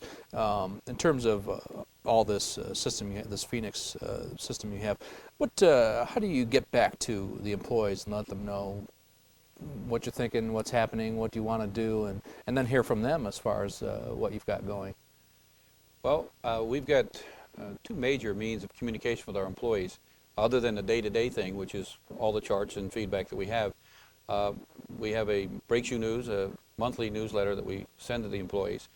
And then beyond that, something that we've been doing very successfully is to have quarterly reviews with the entire plant, with all of the hourly and salaried people, at which time we talk about the goals, how we're measuring against the goals, and efficiencies in the plant, and what new business we have, et cetera. And it's been very, very effective, and at the end of each of these sessions, which lasts about an hour, we end up with a question and answer period, and it's been very successful. We do about, I guess, 8 sessions across 2 days. Okay. We do have a call in from Hampton. Go ahead, please. Yes, I have a question for the captain from NADEP. We're also a federal agency and also with the Department of the Navy. One of the problems or situations we're running into is performance appraisals. You indicated like a team performance appraisal, and yet when you talk in terms of reduction in force, there are retention points based on personal appraisals, and therefore if there's not a discrimination between high performers and satisfactory performers and so forth, management might actually find themselves in a situation where the people who have to be reduced out of the force are not really the ones they would rather keep. Also, a concern about accurate job descriptions when you have people in high-performing teams, and I presume that might occur in your organization there, where people start doing other jobs other than the specific job that's written in their job description. But when you get into a reduction in force, if you're thrown together in a pile by job description and your retention level is based on other people who do similar work to you, and maybe the other people aren't really doing similar work to you now because you're sort of fluid, but still that's the rules that you'll be forced to abide by. And then the last concern is that causes us problems having our union people join in with our program. And you indicate that you have this pool that you're thinking about putting people into to improve processes. How are you sure that you can deliver on your promise? That's sort of a long question, but I appreciate your attempt to answer it. Okay, I'll just see if I can review the bidding here a little bit to make sure I understand your question. I think your first question was basically the Office of Civilian Personnel forces upon us an individual reward system. And as a result of that, it's sort of contrary to the whole teaming concept. And then if you have riffing procedures, the person that does best would stay and the person that did the worst would go. Let me address that one real quick. I really don't believe that we're going to be able to change that system here right now, although we happen to have our own civilian personnel office that works directly for the NADEP. And right now we have to adhere to those individual reward systems. Quite frankly, I don't know what we can do about that until they become enlightened and change it. I might add that what we did with our highest level people, the GM 13s through 15s, excuse me, the GM 15s, is that basically the military, which writes their ticket and their evaluation, asked all of our highest level people if they wanted to go with a team concept and divide the pot evenly, or to be broken out. And as a group, they said they just as soon had divided evenly. So that's the way we're attempting to work this, and hopefully we'll get the self-directed work teams, and they'll actually evolve into rewarding their own peoples later on down the road. It's not going to change overnight, and it's a regulation.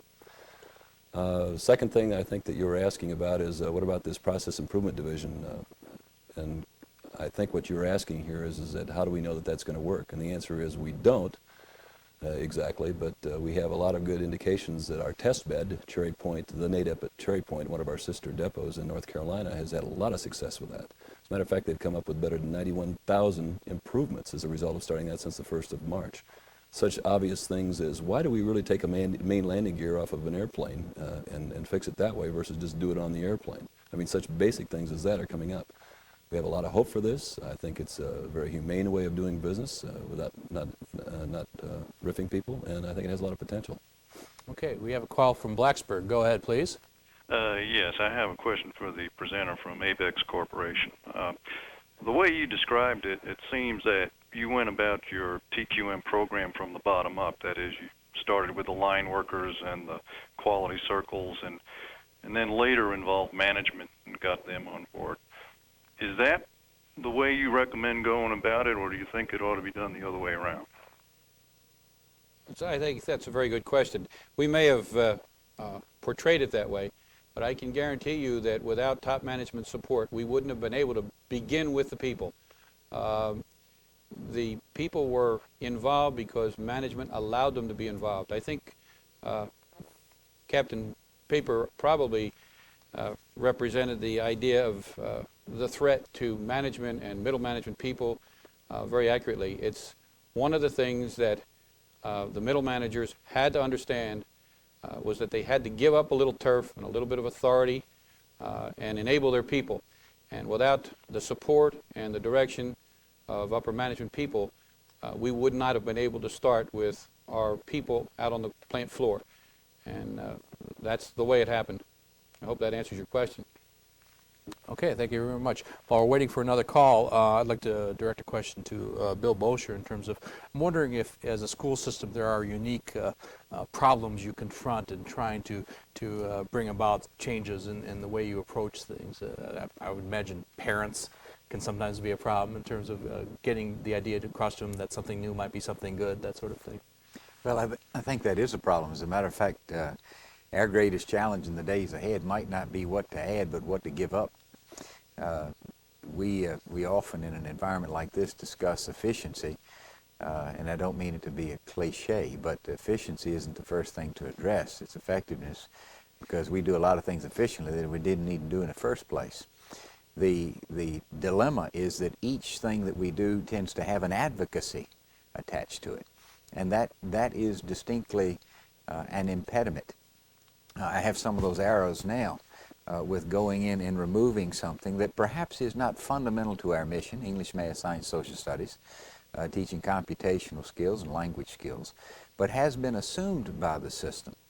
That doesn't mean that it's inherently wrong, but it has been assumed by the system and has a value attached. Perhaps the biggest economic consideration for us is the term opportunity cost. A good basic economic term. What do you have to forego to make any choice or decision? And so that has been, change comes in conflict with that, particularly when we talk about issues like longer days or longer years. The community for which I work has distinctly said to me, we don't want a longer school year. And I think the argument can be given that we need to do more with the time that we have, and I accept that. I also think, though, that the downside, Paul, to some of the discussion as it's related to change, clearly comes with an intent that says we want more rigor, we want stronger standards, we want higher expectations as long as it's convenient. And in truth, I run not because I inherently like to run. I've never had a runner's high. I do not smile while I'm running. I run because I like the consequences of running. And there are some things that are difficult for us to do. We're going to have to do as organizations and communities. And I think the more public an institution becomes, the more parties are involved in making that change. Okay, thanks. We do have another phone call from Washington, D.C. Go ahead, please. Yes, this is for Captain Pieper, please. What is the Navy doing in its education of future officers to ensure a TQL culture is maintained? The Naval Air Systems Command has been into this since about 1985, and basically it involves going with Deming, and as far as the TQL, TQM. The Chief of Naval Operations relative to TQM and TQL now is really getting into this big time. And that syllabus is just being produced basically now. We're going to a self-training capability. One's going to be at Little Creek, and another one's going to be in Coronado in California, Little Creek, Virginia, and Coronado, California. And basically it'll just be a pipeline that we'll have to feed our people into that. Relative to what we're doing at the NADEP at Norfolk, we have what's called the Naval Aviation Depot Institute. And it's not anything envisioned as the Ivy Halls, but we're establishing competencies for the top military as well as the top civilian, all the way down to the lowest artisan, as to competencies that they actually have to show. And we're going to be in that pod just like everybody else. It's my personal opinion that I think the Navy is going to be evolving to that too. Okay, thank you very much. We haven't heard from Buzz in a while, so I'm going to hit him with a question here. First of all, I don't think we've ever quite described what exactly it is that you make, and I want you to talk about that. And I want to talk about how often do the ideas for change, the good ideas for change, come from the line level? How often do the employees come up with the idea that makes a big difference? Well, first of all, we produce synthetic fibers. We produce them down to a size maybe a fifth of your hair, and it's called spinning. It's really extrusion. We do it up to 15,000 feet a minute. We've got about a fifth of a second from where it's molten at 500 degrees until it's a finished fiber on a package. And we've recently we were in nylon 6. We now built a new plant and added to our plant. We're also nylon 6/6, polyester, and polypropylene. Now, on the ideas, most of them generate on the floor. The people running the machines are your greatest source of help in this. And in my younger days, 30, 40 years ago, in the first company, I used to go down nearly every night and run the machinery with the people. And it's very beneficial. Unless they were complete idiots, they saw in 15 seconds they could run the machine better than I could. So that gave them a sense of superiority. Having them up in your office is the worst place in the world to try and get them to be helpful to you. And you say, Joe or Mary, how do we increase the productivity here 20%? And you'd be amazed at the ideas they have. They generate them all the time. Sometimes they're not good. They're not heck, I've come up with more bad ideas than anybody else in our company. But you've got to try these things. You've got to listen to them. And that, to me, I can't overemphasize it. I keep saying I'd rather have the person running the machine come up with the ideas than 6 PhDs from MIT, because their theory and these people are doing it. Okay, thanks a lot. We have another call in from Michigan. Go ahead, please. Yes, sir. This question is from Badenoch Community College, Escanaba, Michigan. As presenters, today's panel represents organizations having managements that are committed to the new process. However, if a few critical positions were to be changed, new personalities with different perspectives came along, might your organizations go back to the old ways? And if so, what do you foresee happening? Thank you. Okay, who wants to handle that one? How do you keep this fresh, I guess, is probably a question. Go ahead, Buzz. I started a company 40-some years ago and retired from it 25 years ago, and my first wife got critically ill, went through a long illness. And after she died, came and started the present company.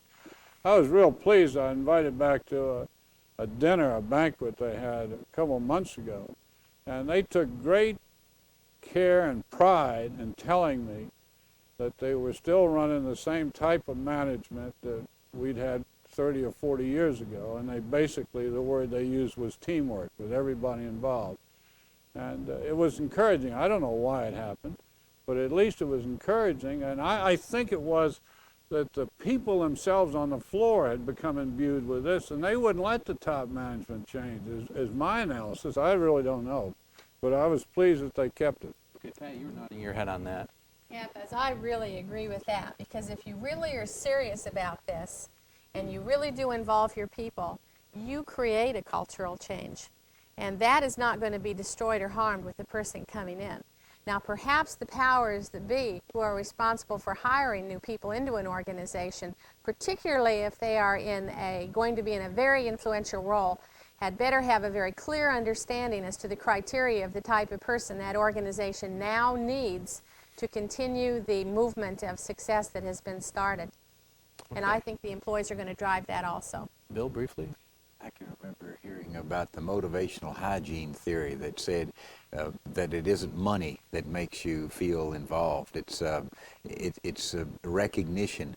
But the reality is, if you've never known recognition, if you've never known involvement, you don't know how to ask for it. But the converse is true. Once you've experienced it, you're not going to give it away. Okay. We do have another call from Philadelphia. Thank you for waiting. Go ahead, please. Yes, I have a question for Mr. Weiss. How much training time is required for each operator to learn the control by looking and OPC systems?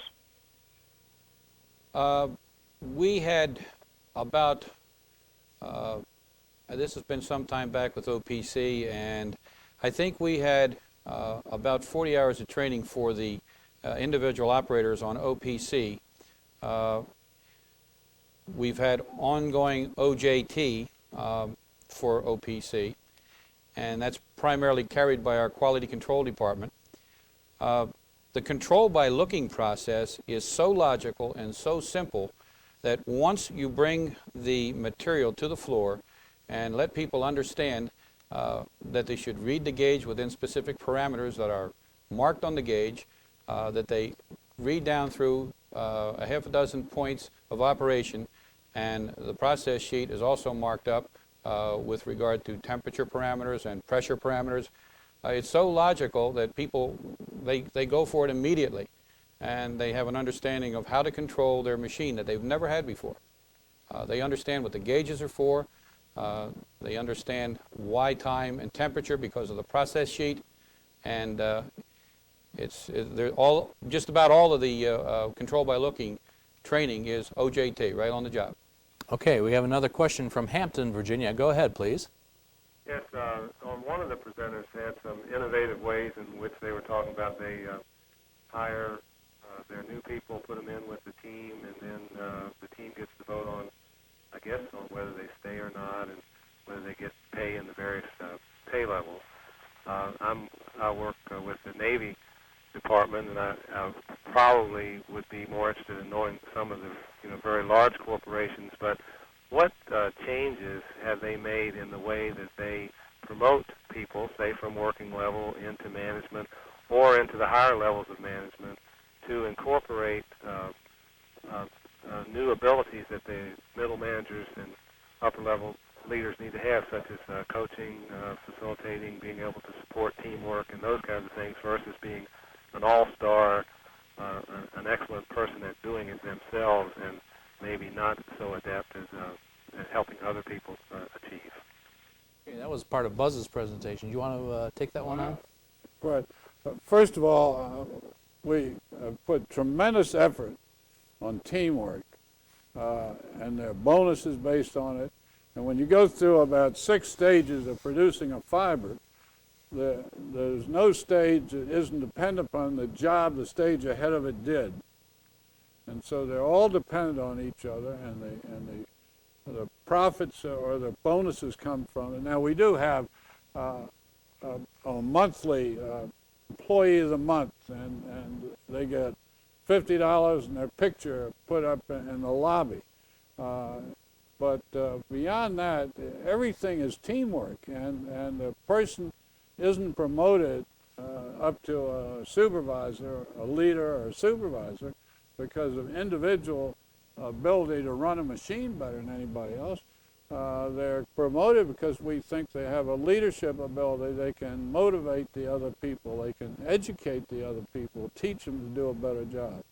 And it's not that they are the best operator themselves. Rick, you've been nodding your head on this. How does B&W scout within itself to look for these types of people? Well, I think two of the most dramatic changes that I've seen in let's say, the last 10 years are, first of all, the way that management personnel are evaluated. 10 or so years ago, it was a very simple, isolated profit objective. You either made it or you didn't, and that was your evaluation. Now we evaluate our present management and our potential managers on a lot of new scales that are important, such as their commitment to certain philosophies like our quality programs, like the way that they handle the development of the personnel below them, like their efforts to promote employee recognition within their organization. And I think that we've been awakened to those as being important elements of what managers are like. The second thing is that we recruit much more carefully now than we ever did in the past, and that's at all levels of the organization. We are much more selective and much more careful about the kinds of people that we invite to join our company. And we think that now that some years have gone by with that kind of experience under our belt, we're now seeing the benefits of that.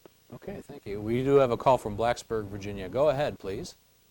Hi, yes. I'd like to know, what is your opinion on the educational levels of your employees with respect to learning, such as things as the SPC and problem-solving methods? And another question, are our schools doing an adequate job in preparing our workers for a continuous quality improvement environment in the workplace? Okay, who wants to tackle that one first? We'll go to the Navy on this one. Go ahead, Bruce. We've had a lot of success with the cooperative education program with our local high schools, and especially Virginia Beach and now Norfolk. Bottom line is that the students that we were getting in to join us didn't have the basic skills that they needed. And so we have gone with a co-op concept here with in being able to influence their curricula. They take those particular things under advisement and have changed their curriculum in certain areas. And then we'll monitor their progress, and we'll actually give them a job during the summers. And if that chemistry still stays there, then we go ahead and pay for their education, usually at a local college like Tidewater Community College for the physics, math, and things like that. So it's been our experience that we're not getting the quality that we'd like, but we're trying to do something proactive about it with the educational systems that's there today, and it's been very successful, very successful. Now, relative to the people that we're finally getting into the plant and their ability to be able to absorb SPC and the like, really SPC is very basic and simple to the point that we're teaching it ourselves. It's a 3-day course. We actually have the people that are doing it in the plant come in and show how it's actually applied on the job. A person gets this probably about 6 months after they've been there. I might add that they get total quality briefings for about a day or two just as soon as they join our organization. They've been there about 6 months and get SPC, 6 months to a year. And we really had no particular problem with that. It's just a question of what level you address it at, and it has very easy application to the floor. Okay, Vince Weiss of ABEX, let me ask you in terms of, you've got the control by looking. What do you do to go beyond that? What do you do to get your employees at that level further trained in terms of getting them more involved with the company and decision making and that sort of thing? Basically, your question is, I'm not exactly sure what you're asking me. Well, I'm curious, just in terms of other activities that you've got in terms of training. Okay, one of the things we have done is begin to embrace the just-in-time and the things that APEX has been fostering. We are now in the process of getting all of our supervisors APEX accredited. One of the most rewarding things that's happened to us most recently in the past 6 to 8 months is that we've gotten very much involved in what we call demand pull. Our demand pull system is, again, a very basic concept in which we don't send out a week's worth of orders or more onto the floor, only what the people need to produce for a day or a day and a half or maybe 3 shifts. And in so doing, we've reduced inventories. We've been able to cut back on scrap problems that get hidden in massive inventories, and we've really gotten a lot back down on the bottom line by involving our people in the demand pull system. It's a very difficult situation to get people, again, to give up large queues of parts and inventory. It's kind of a security thing for them. But that is one of the newest things we're doing. In fact, I've got a colleague today out in Rockwell International at their headquarters giving a white paper on our successes in the demand pull system. Very, very effective. Okay, thanks. We have another call from Blacksburg. Go ahead, please. Yes, I work for the state of Virginia, and I'm interested on how you implement TQM when the state structures the employee incentives, and really we don't have any way to give employee incentives. How would you do that? Okay, does anybody want to try to tackle that one? We're sort of a structured system in the state government. Maybe some advice for the state government might be. Go ahead, Buzz. I think the first thing you can do, and I was on the periphery, I was in the Virginia Senate for a number of years. I think that you can work with the people right down to the bottom level and work with them and get their advice. And I'm very serious. Following their advice is the greatest reward. It doesn't buy a new suit of clothes or something else, and they do want money like everybody, but they want more than anything else recognition. And that to me, and while I was connected to state government for a while, it seemed to me enough of that wasn't done. Now, I was on the lottery board for a while. I just recently got off of it. And that to me was the best run state agency that I have seen in the 40 years that I have been in Virginia, 40 plus. And they seemed to involve everybody from top to bottom. It wasn't somebody up here making decisions. And even if a state agency, you can involve the people. Okay. Go ahead, Bill. Also, I think an inherent problem is not whether it's public or private, but the size of the organization. The state agency, the Commonwealth of Virginia, with 80,000 employees, is a huge, huge bureaucracy. We tend to want to messianically sort of tweak our noses and get things to change. In reality, we have to pick out our niche, whether it's a market share in a profit-driven economy or our niche in the public sector, but to try to impact that despite the fact that most of our scales are still experience-driven. As a matter of fact, I've tried to pilot merit pay systems. I've heard lots of pro and con, but in truth, the organizations of which you and I are a part will probably be driven by some experience-based system. It's hard to work on. It's hard to apply merit systems in the delivery of human services because there are not quantifiable things that come out the other end. I would say, though, whatever the agency might be, try to find within your subsection, your department, people who will do it with you, and then everybody else, it'll grow. They'll have to come along. Okay, we're winding down here, and I want to get a final thought in from each of our presenters, and we'll go kind of in reverse order from the way they presented. So a warning, Vince, you'll be asked this first. I'm looking for a single most important tip you might give folks who are looking into TQM as far as what would be the best piece of advice you could offer them? The first thing that comes to my mind is the people, enabling them, trusting them, building that trust, and then not doing anything to fly in the face of the trust that you expect from the people. Realizing we might get a little duplication here as we go down the line, let me turn next to Captain Bruce Pieper of the Naval Aviation Depot and ask you your thoughts about that one single point you want to get across out of these 3-hour teleconferences. Well, it's essentially the same theme. I guess respect for an individual's thoughts is more important than anything else. And there's been many studies that I think have been done over the years, and they've been updated. The idea is that the subordinate fills out what's the top 10 priorities of what they think and what management thinks. And management usually says the parking spot is the most important to that subordinate and more pay.